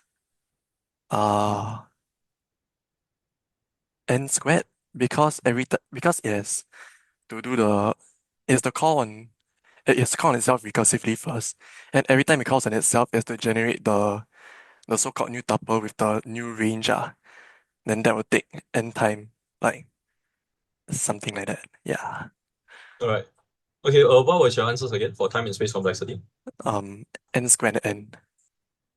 N squared. Okay, let's take a look at Python tutor. So this is a good way of seeing exactly how much time and space. So it's a good way for you to visualize if you all don't understand how specific functions work. So I've opened up my Python tutor. So let's have even ranked. So this particular solution is tricky. So let's look at Okay, we are call seeing to your even. VS Code right now. Wait. All right. Okay, can. Yeah. Okay, so input tab. Let's make it a tuple of I for I in range 1 to 11. So what this does here is just it's using comprehension syntax and tuple comprehension to make a tuple from 1 to 10. So just consider this as a tuple from 1 to 10, 1, 2, 3, 4, 5 until 10. So I want to get even rank of tuple. So let's visualize the execution.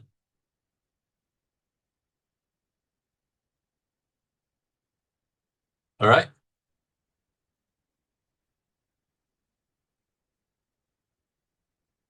So notice here, because this is a recursive function, you can see that there are defer operations and recursive calls. So this represents the recursive call stack. When the first original call to even rank with your full tuple over here is called, there it will lead to recursive calls, and there will be a recursive call stack where there are defer operations for Python to remember stuff that it has to do first.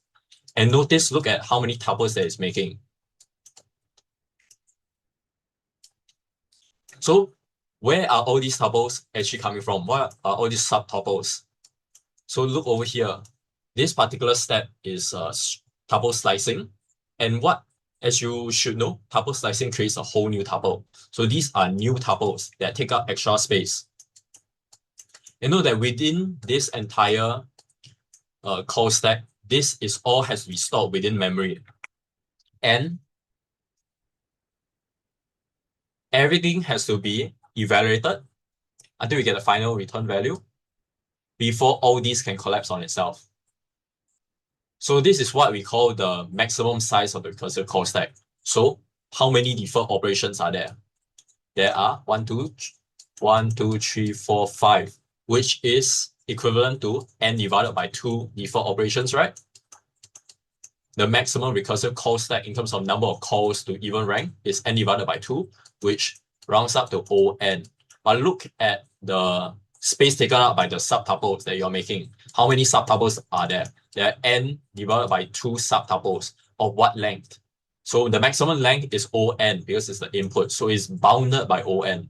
So at each recursive call, you're making a subtuple of space O(n). So how many are there? They are times together. So n times n, the space taken is O(n). Now for time, as you remember, there are O(n) number of deferred operations, right? But O(n) number of recursive calls, but each recursive call will do this, right? We'll do an input.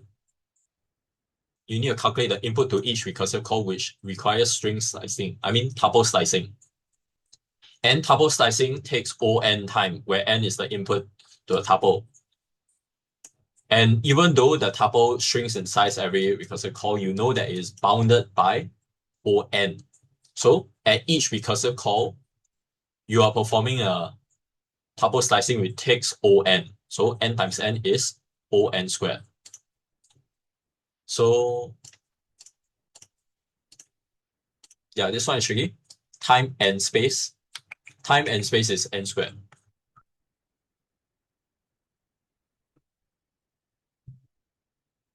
because of this particular step that you use to input to your recursive calls. And the proof is in the Python tutor, but for exam explanations, what I just said just now, what would be the explanation? Okay, now let's look at Darius's answer using slicing. Okay, wait, this is not comprehension.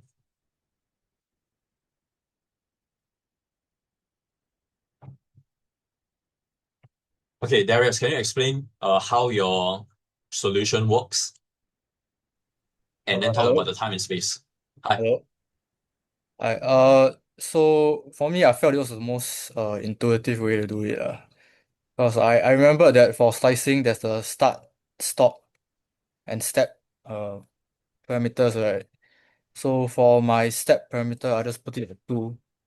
I put it at 2 so that it will skip every other element in the slice.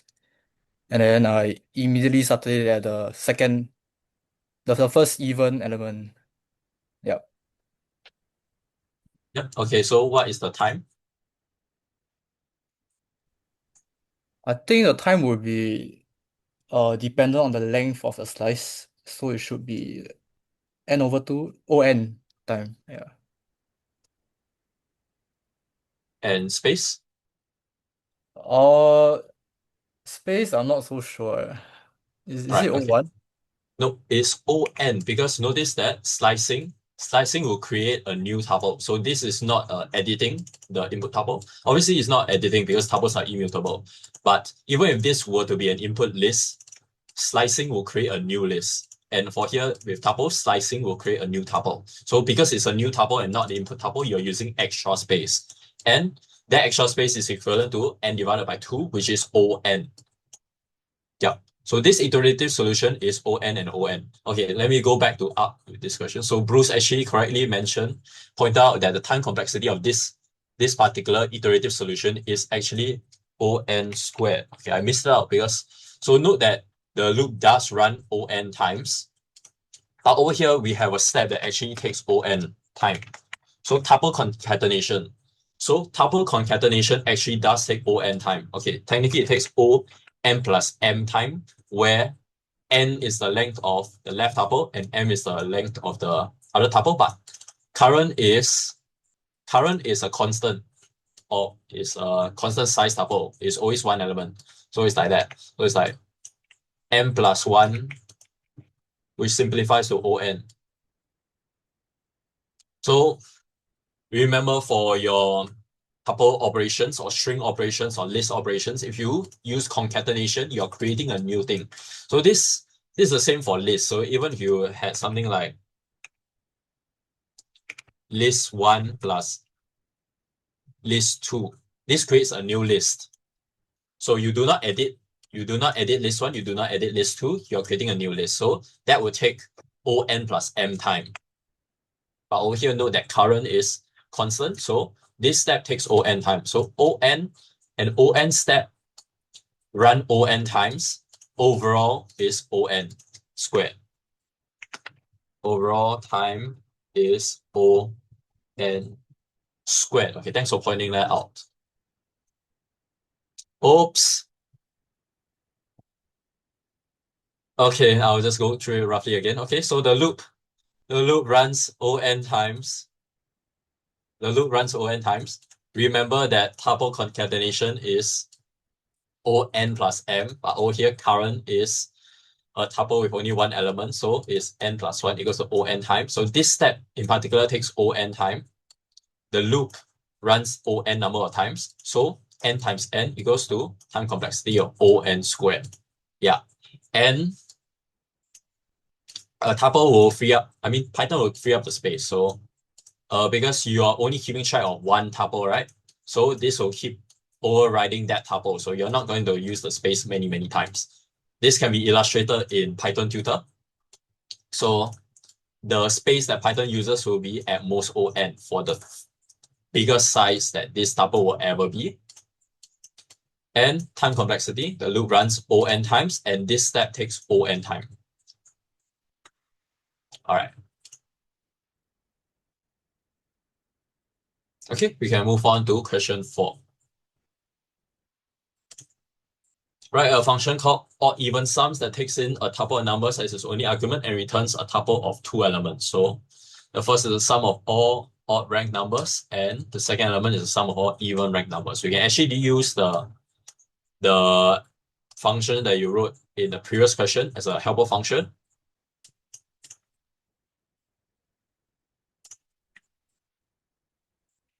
So can I see answers for odd even sums?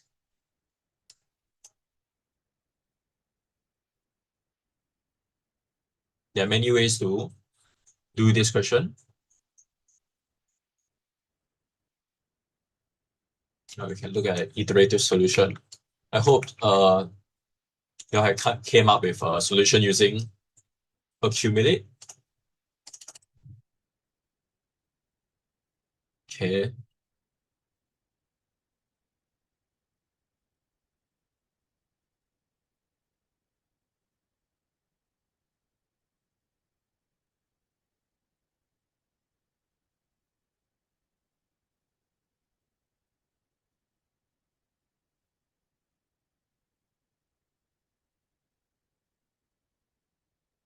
Anybody has a recursive solution or solution using accumulate? All right, okay, Leon has a solution using accumulate. So I'll just put that here. This is Leon's solution. Okay. I'll make it look nicer with extension. So what I actually did was to run a command to make it look nicer. Okay, so for iterative solution, let's find somebody new.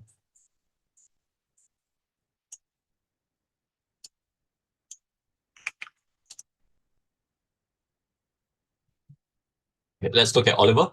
Okay, Oliver, can you explain your solution and also go through the time and space complexity?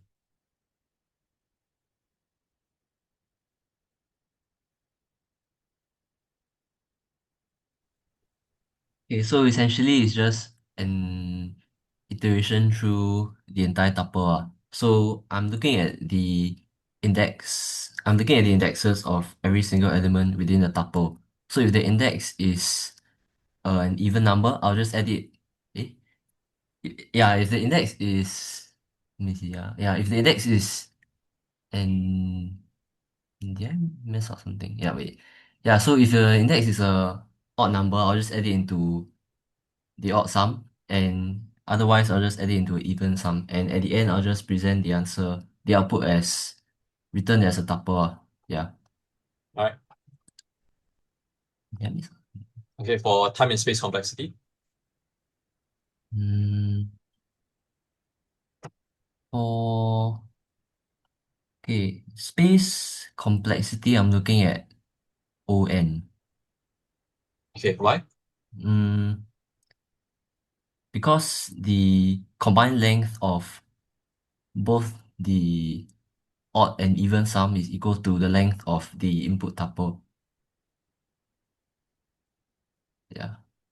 But aren't odd sum and even sum integers? Wait, wait. Let me think.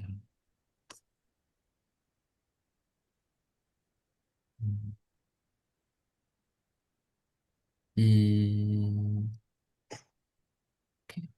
Is the space complexity O1? Yes. Why? Because there's a constant number of variables within the function itself. Yes, correct. And time complexity? For time complexity, it will be ON, where n is the length of the tuple input. Yes, and you need to explain why. Yeah, so because it's just the total number of steps, which is iterating through the entire tuple, Yep, which is n okay. steps. Yeah. All right. So for time and space complexity questions, make sure that when you answer, you actually know what explanations you need. So like if there's a loop, you need to say that the loop runs O n number of times. And For space, yeah, this takes a constant number of variables. There are two variables, so these values will be overridden as they change. And even though over here you do actually create a tuple, but this tuple is actually a constant size tuple. So there are two integers being kept inside the tuple, which comes out to O1. So even if you say that, hey, there's a tuple being created, it's a constant size tuple. So this is O1 space. So space complexity O1 everywhere, O1, this takes O1, over here, O1, and time complexity because of the loop. The loop runs On number of times.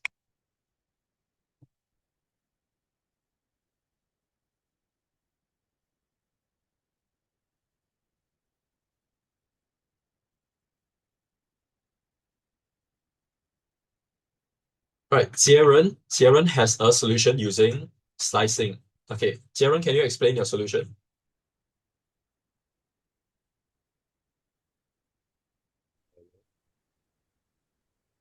Hello, can you hear me? Hello. Hello. Hi, I can't really hear you that well. Hello, can you hear me better now? Yep. Okay, I think it's just like the solution presented for the previous question, just that this time you're summing up the sliced parts, the odd and even parts respectively. Then you just combine into a tuple. Yep. So what is the time and space complexity? I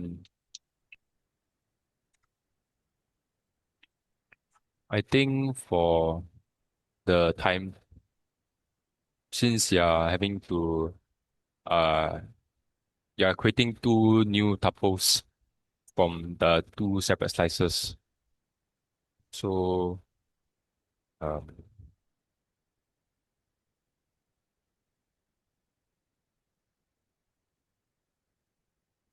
actually I'm not so sure. I might need more time to think about this. All right. Can you talk about the space complexity? For for space, I think should be O1 also because you're just dealing with odd and even. Okay, but that's wrong because remember that tuple slicing actually is an ON operation. It takes ON time, and what we do when there's slicing is we create a new tuple. So this goes the same for string slicing, tuple slicing, and list slicing. When you do slicing, you're creating a new thing, a new tuple, new string, new list, which is why generally slicing is not the most efficient way to do something. If you're working with lists, you can actually modify it, which is why we use lists to save time. If you work with tuples, then there's no choice. When you do slicing, you will always make a new tuple. And with strings, also remember that strings are also immutable. So when you do slicing, it will always create a new thing. So the time and space taken by this operation is obviously the length of the new tuple being created, or its length of the input tuple. So the input tuple is ON, and this operation, this step itself, this slicing step will take ON time.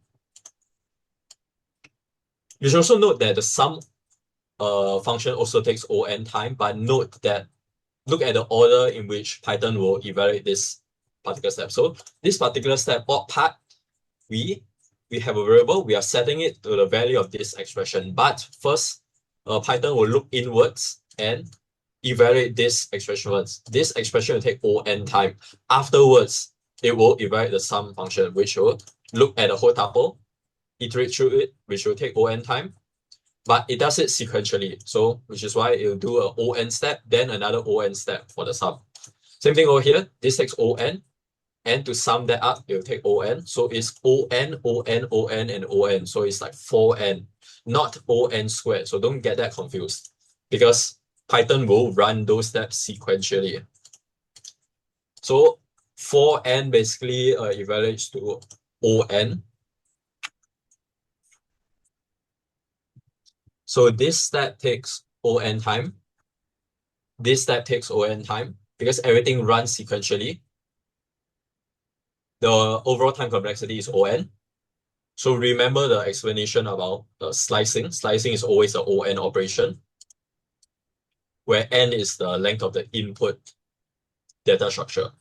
And for space complexity, slicing, because we do slicing, it creates a new tuple. That is ON.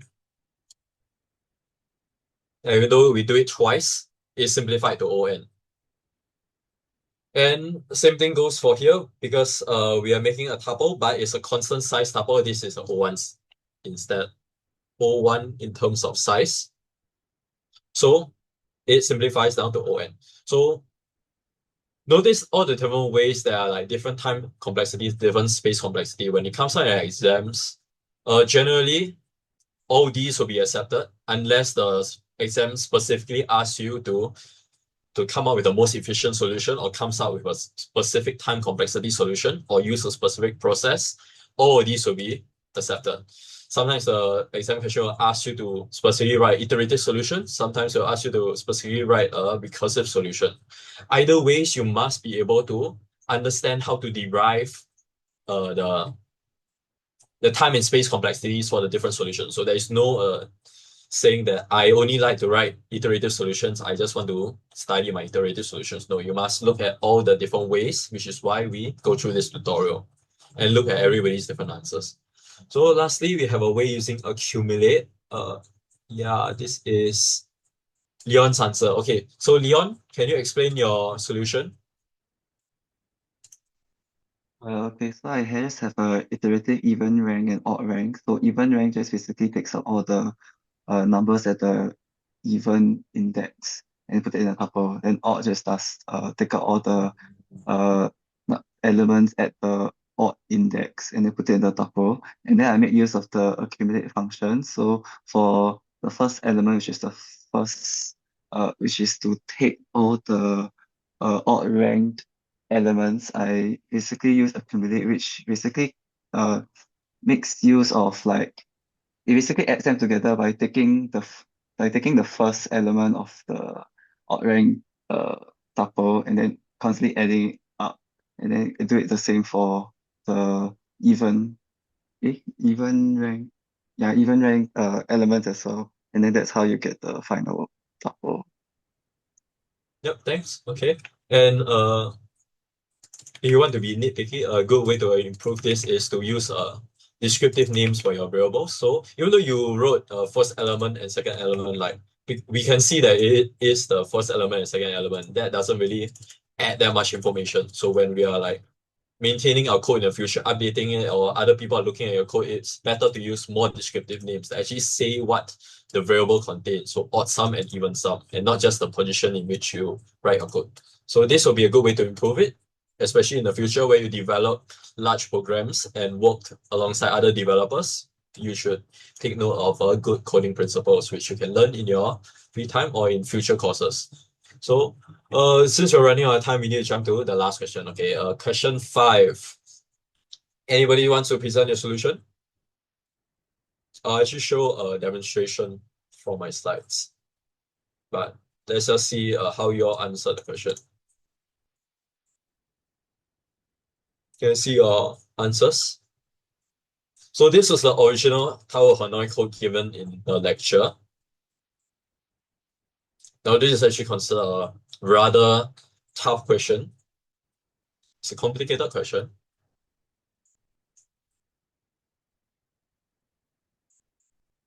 Okay, I like Tao's presentation.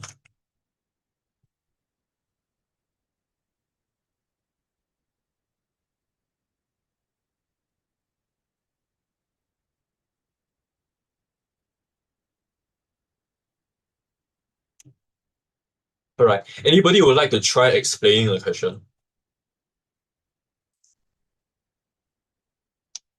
I mean, explaining how the solution works. Okay, generally every one of you should get an answer roughly like this, where you have this step, and this step, where you add them all together. Does anybody want to try explaining? As in how the game works. Hi? As in how we can't really hear you that well. Hello?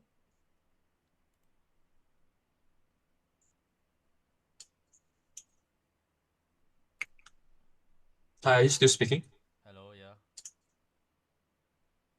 yeah. Still can't hear you.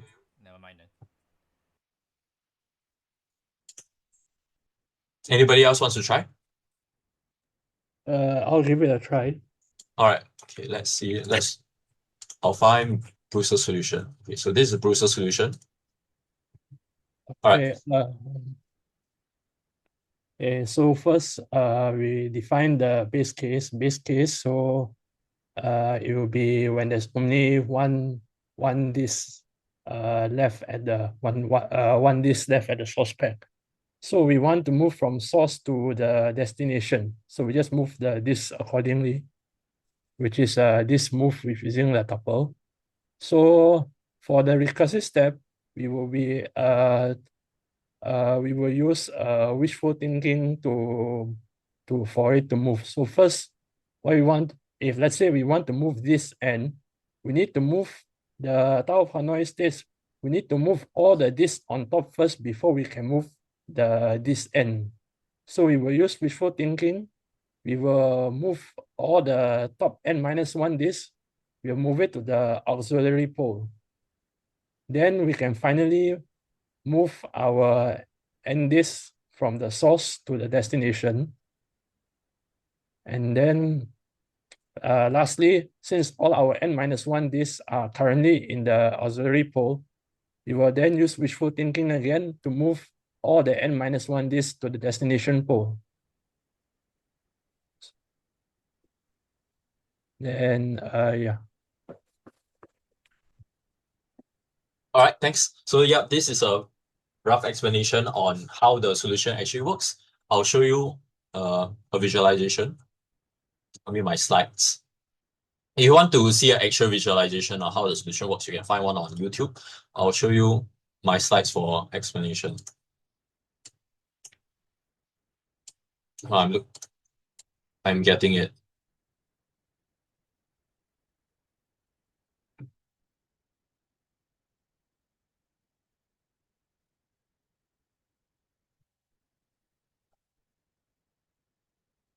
All right, okay. So here's the question, right? Tower of Hanoi. Now, this is generally how we can go about writing any recursive solution. Recursive solutions are generally like created using like visual thinking. We think about the trivial basic cases first, and then we think about the next simpler case, which is the n-1 case. So let's see. First, think about what is the base case in this problem. So the Tower of Hanoi problem is basically we want to move n disk from the source pole to the destination pole. So what is the most trivial case? What is the most simplest like n equals 1 case? So the simplest case is obviously when n equals to 1. Now to solve Hanoi 1, we basically only have to move one disk from the source to the destination. And we already know that the move is represented as 1 tree. So we just return 1 tree. Now, then we have to think about the next simplest case. So what is the next simplest case when we are thinking of a Hanoi problem with n poles? It is basically to move n-1 poles. Now, so here's the visualization. All of you actually wrote the solution in basically 3 main steps. So each recursive step actually has 3 main steps that it has to run. So when we do a representation like this, this is the n case. We want to move n. We want to move n rings from the source to the destination. So the first step that we'll run, this step, we're using wishful thinking. We are assuming that we already have the function made. Imagine the function already works. So if we imagine the function already works, we want to move our n-1 top rings, the top n-1 rings from the source to the auxiliary pole. So this is our call to the function. For source, we input the original input source. For the destination, for this intermediate call, we use the original auxiliary pole. So that's why we are able to move from the source pole to the auxiliary pole, because we set destination to the original auxiliary pole. Then for an auxiliary pole, we set it to the original destination. We are using this, the original destination pole, as our intermediate auxiliary pole. So basically everything was being moved from over here move to here and about until we finally get this. So that is our first step in our recursive calls. Then for the second step, obviously you need to get the biggest ring from the source to the destination, right? So it is the trivial base case. We basically just call the base case. We move the source to the destination. So this is our n minus 1, n equals to 1 case, where we call our Hanoi intermediate call with n equals to 1. We use source as the original source because this is the original source. The destination is the original destination. This is the original destination. And for the auxiliary pole, we use the original auxiliary pole. And since this is the base case, it's trivially just a 1-tree step. Lastly, this is your third step that each recursive call to Hanoi will call. You need to move your remaining n minus 1 disk from the auxiliary pole, from original auxiliary to original destination. So you call your Hanoi function with n equals n minus 1 to move your n minus 1 disk over to destination by using the source. What is the source? The source is the original auxiliary because you know that the n minus 1 rings are currently at auxiliary. So to your call to Hanoi, you set source equals to original auxiliary. Now for the destination, you want it to be original destination, the input destination. And for auxiliary, you know you have your freed up source pole. You can use that as your auxiliary. For your intermediate call to auxiliary, you use the input source pole. And that will move everything from auxiliary over the n minus 1 poles to destination. So this is your 3 main steps that each recursive call is going to take. And through wishful thinking, you've essentially written a recursive solution to Tower of Hanoi. And this is my commented version. So basically all of your answers will look something like this. You basically make a sequence tuple in which that you return a tuple of moves, right? But so okay, this is your base cases. Okay, some of you didn't have an n equals to 0 case, but that's okay because the test cases didn't test for that. But just to be thorough, your base case is this. These are your base cases. And this is your recursive call of this for your n case. Now, these are the 3 main steps. Your first step basically moves the top n minus 1 poles from source over to auxiliary pole, to the input auxiliary pole. And over here, the second step is simply to move 1 ring, the biggest ring we have so far, from the original source to original destination. And third step, we move all the top n minus 1 rings that are currently on the auxiliary pole over to the destination pole. So these are your 3 main steps. Return the whole sequence, and by wishful thinking, you get your solution. So yeah, this is considered quite a complicated question. So this is my writing out of like how to write a recursive solution, and there actually is an iterative solution to Tower of Hanoi, but then it's like very, very complex, and it actually took me like an hour to write. So you don't have to worry about the iterative solution. This actually forces you to use stacks, which and the iterative solution is actually very, very complicated. I don't expect that it will come out in exam because it will take a very long time to do. So if you want to look into it, like you can do so, but I can tell you that it most likely will not come out. So okay, these other things for different course. Okay, we have come to the end of the tutorial. So if there's nothing else, you are free to leave. Thanks for attending.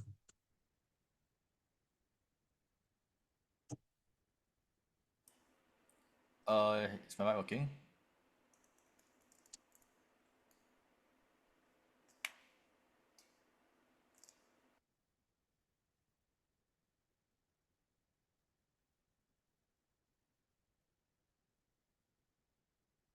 Yeah, thanks. Bye, guys.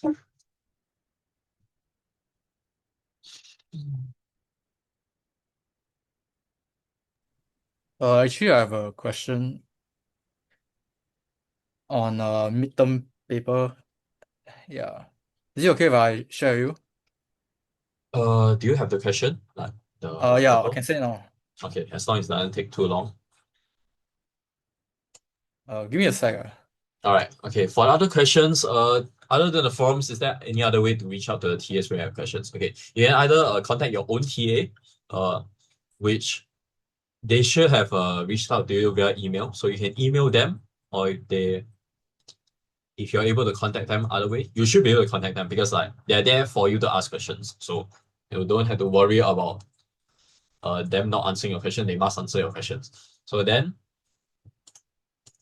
other than the forums, during the actual tutorials, the in-person tutorials, like after the midterms, you can ask them in person.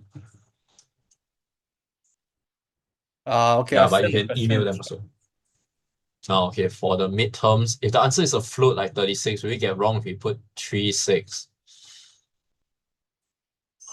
Yes. Generally, yes. Yeah. Because a float is obviously a different data type from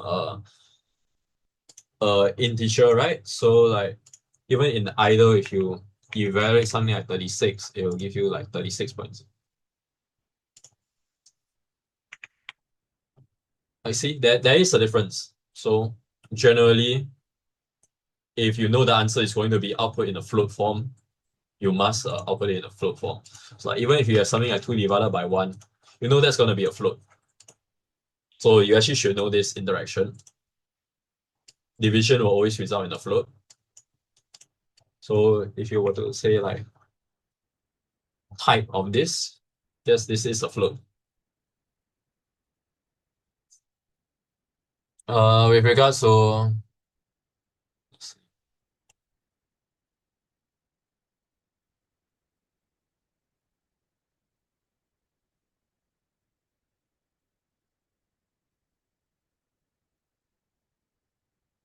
okay, why do those point to the same boxes? Okay, let's see. What is B3? B3 is add queen to E2. Oh my god.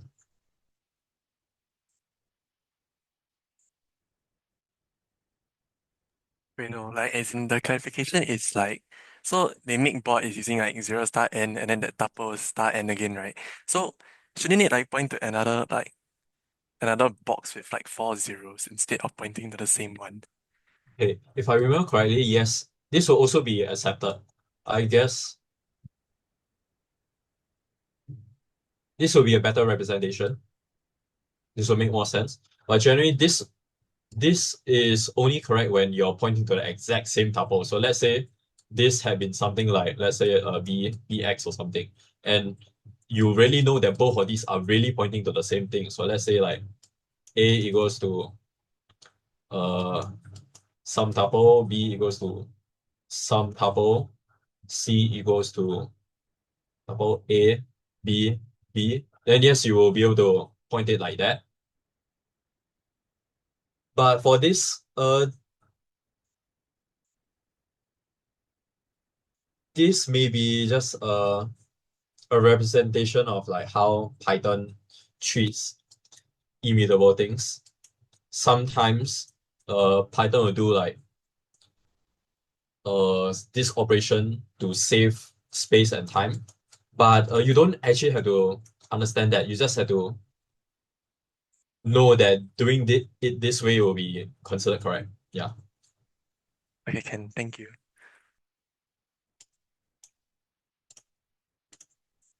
I guess this will be fancy. We are allowed to use any built-in function like zip and enumerate if you want. If you need to fill in the blanks, right? Yeah, built-in functions like zip, enumerate, sum, all that you should know. Like map and filter, you need to understand. You're able to use that.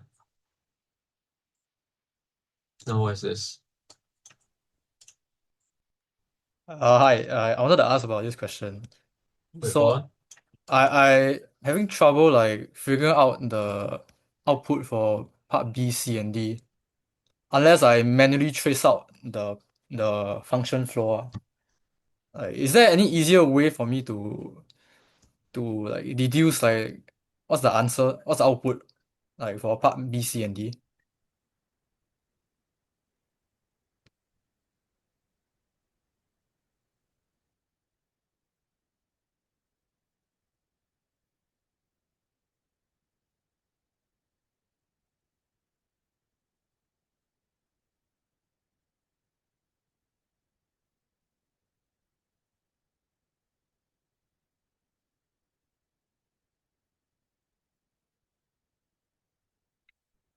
Well, not really. This is just considered a tough question. So you will have to trace directly like what this function will do and look into what function is being added in. So what is odd? What is the odd being added in? Lambda plus, yeah, tuple 1 plus tuple 2 over here. 3 odd function add together. Yeah, you just have to recognize that this over here is a tuple.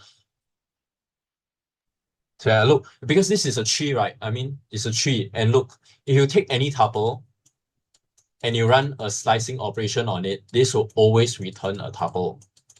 And because over here you have like addition, right? You're adding tuple with tuple. You know that inside there must be tuples. And over here, obviously, it will be wrong because like each element that is being added together is a tuple. So this must be a tuple of tuples. So yeah, you just need to look carefully at the operations that are being used. So these are addition. And over here, you need to understand that this is a tuple. Oh, okay. It's just Yeah. manually trace lah, like Yeah. no voice lah. Okay. Okay, thank you. That's what else. Ray Chen-Su asked about the space and time complexity to be exponential. Yes, Tower of Hanoi is exponential. Did you cover the comprehension method? Ray Yang, are you still here? Yeah. Oh, okay.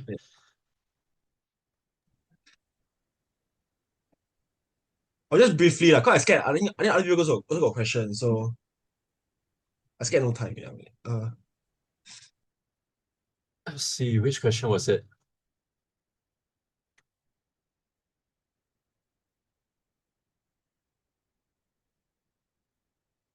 Which question 3? Even rank using Yeah. comprehension. Oh yeah, okay. So if you want to do it using comprehension, we know that. Well, first, let's write our comprehension.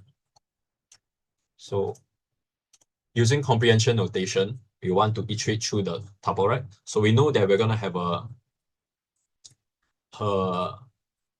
expression of the terms. So we need an expression for each term inside our data structure, right? So what is the expression? The expression is the exact thing. We are not making any changes to it. So expression for, let's just call it element. Element for element in tuple. Now this is a comprehension syntax to make.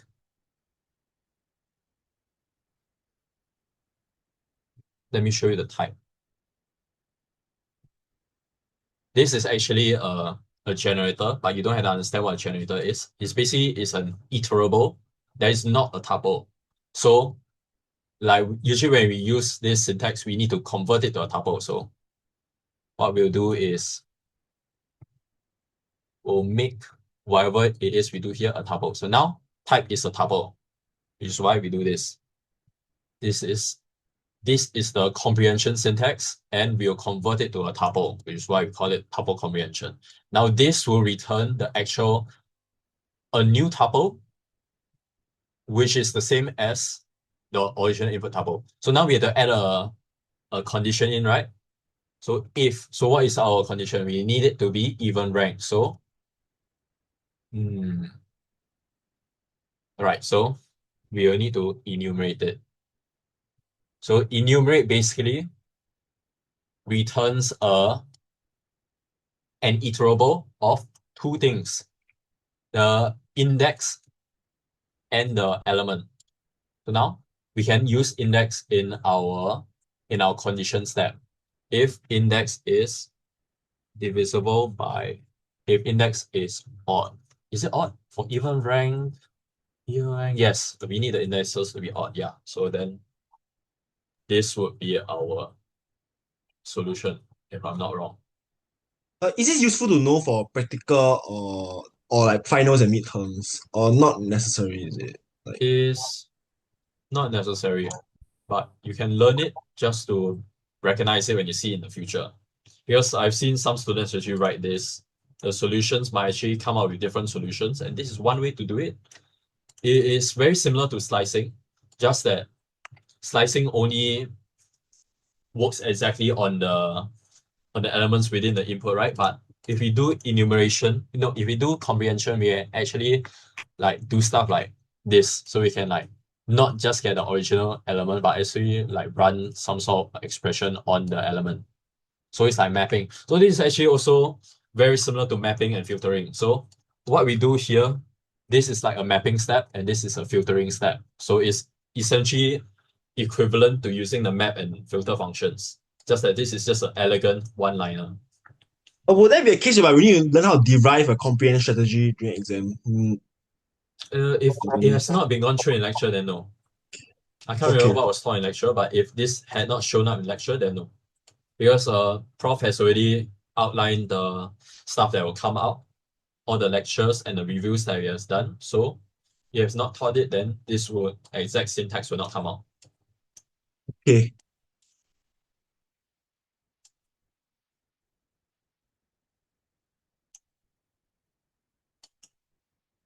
We're allowed to use this.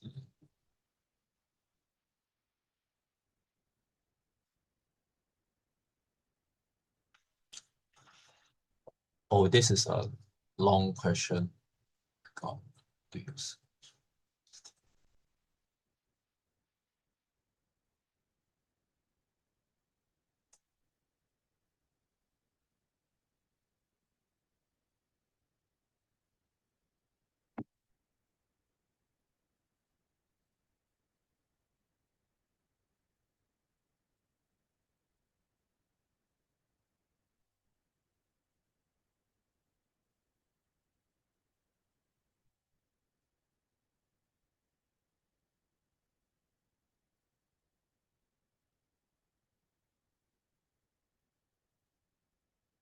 Wow. Okay, I actually have no time to look through this question. I actually have to go already.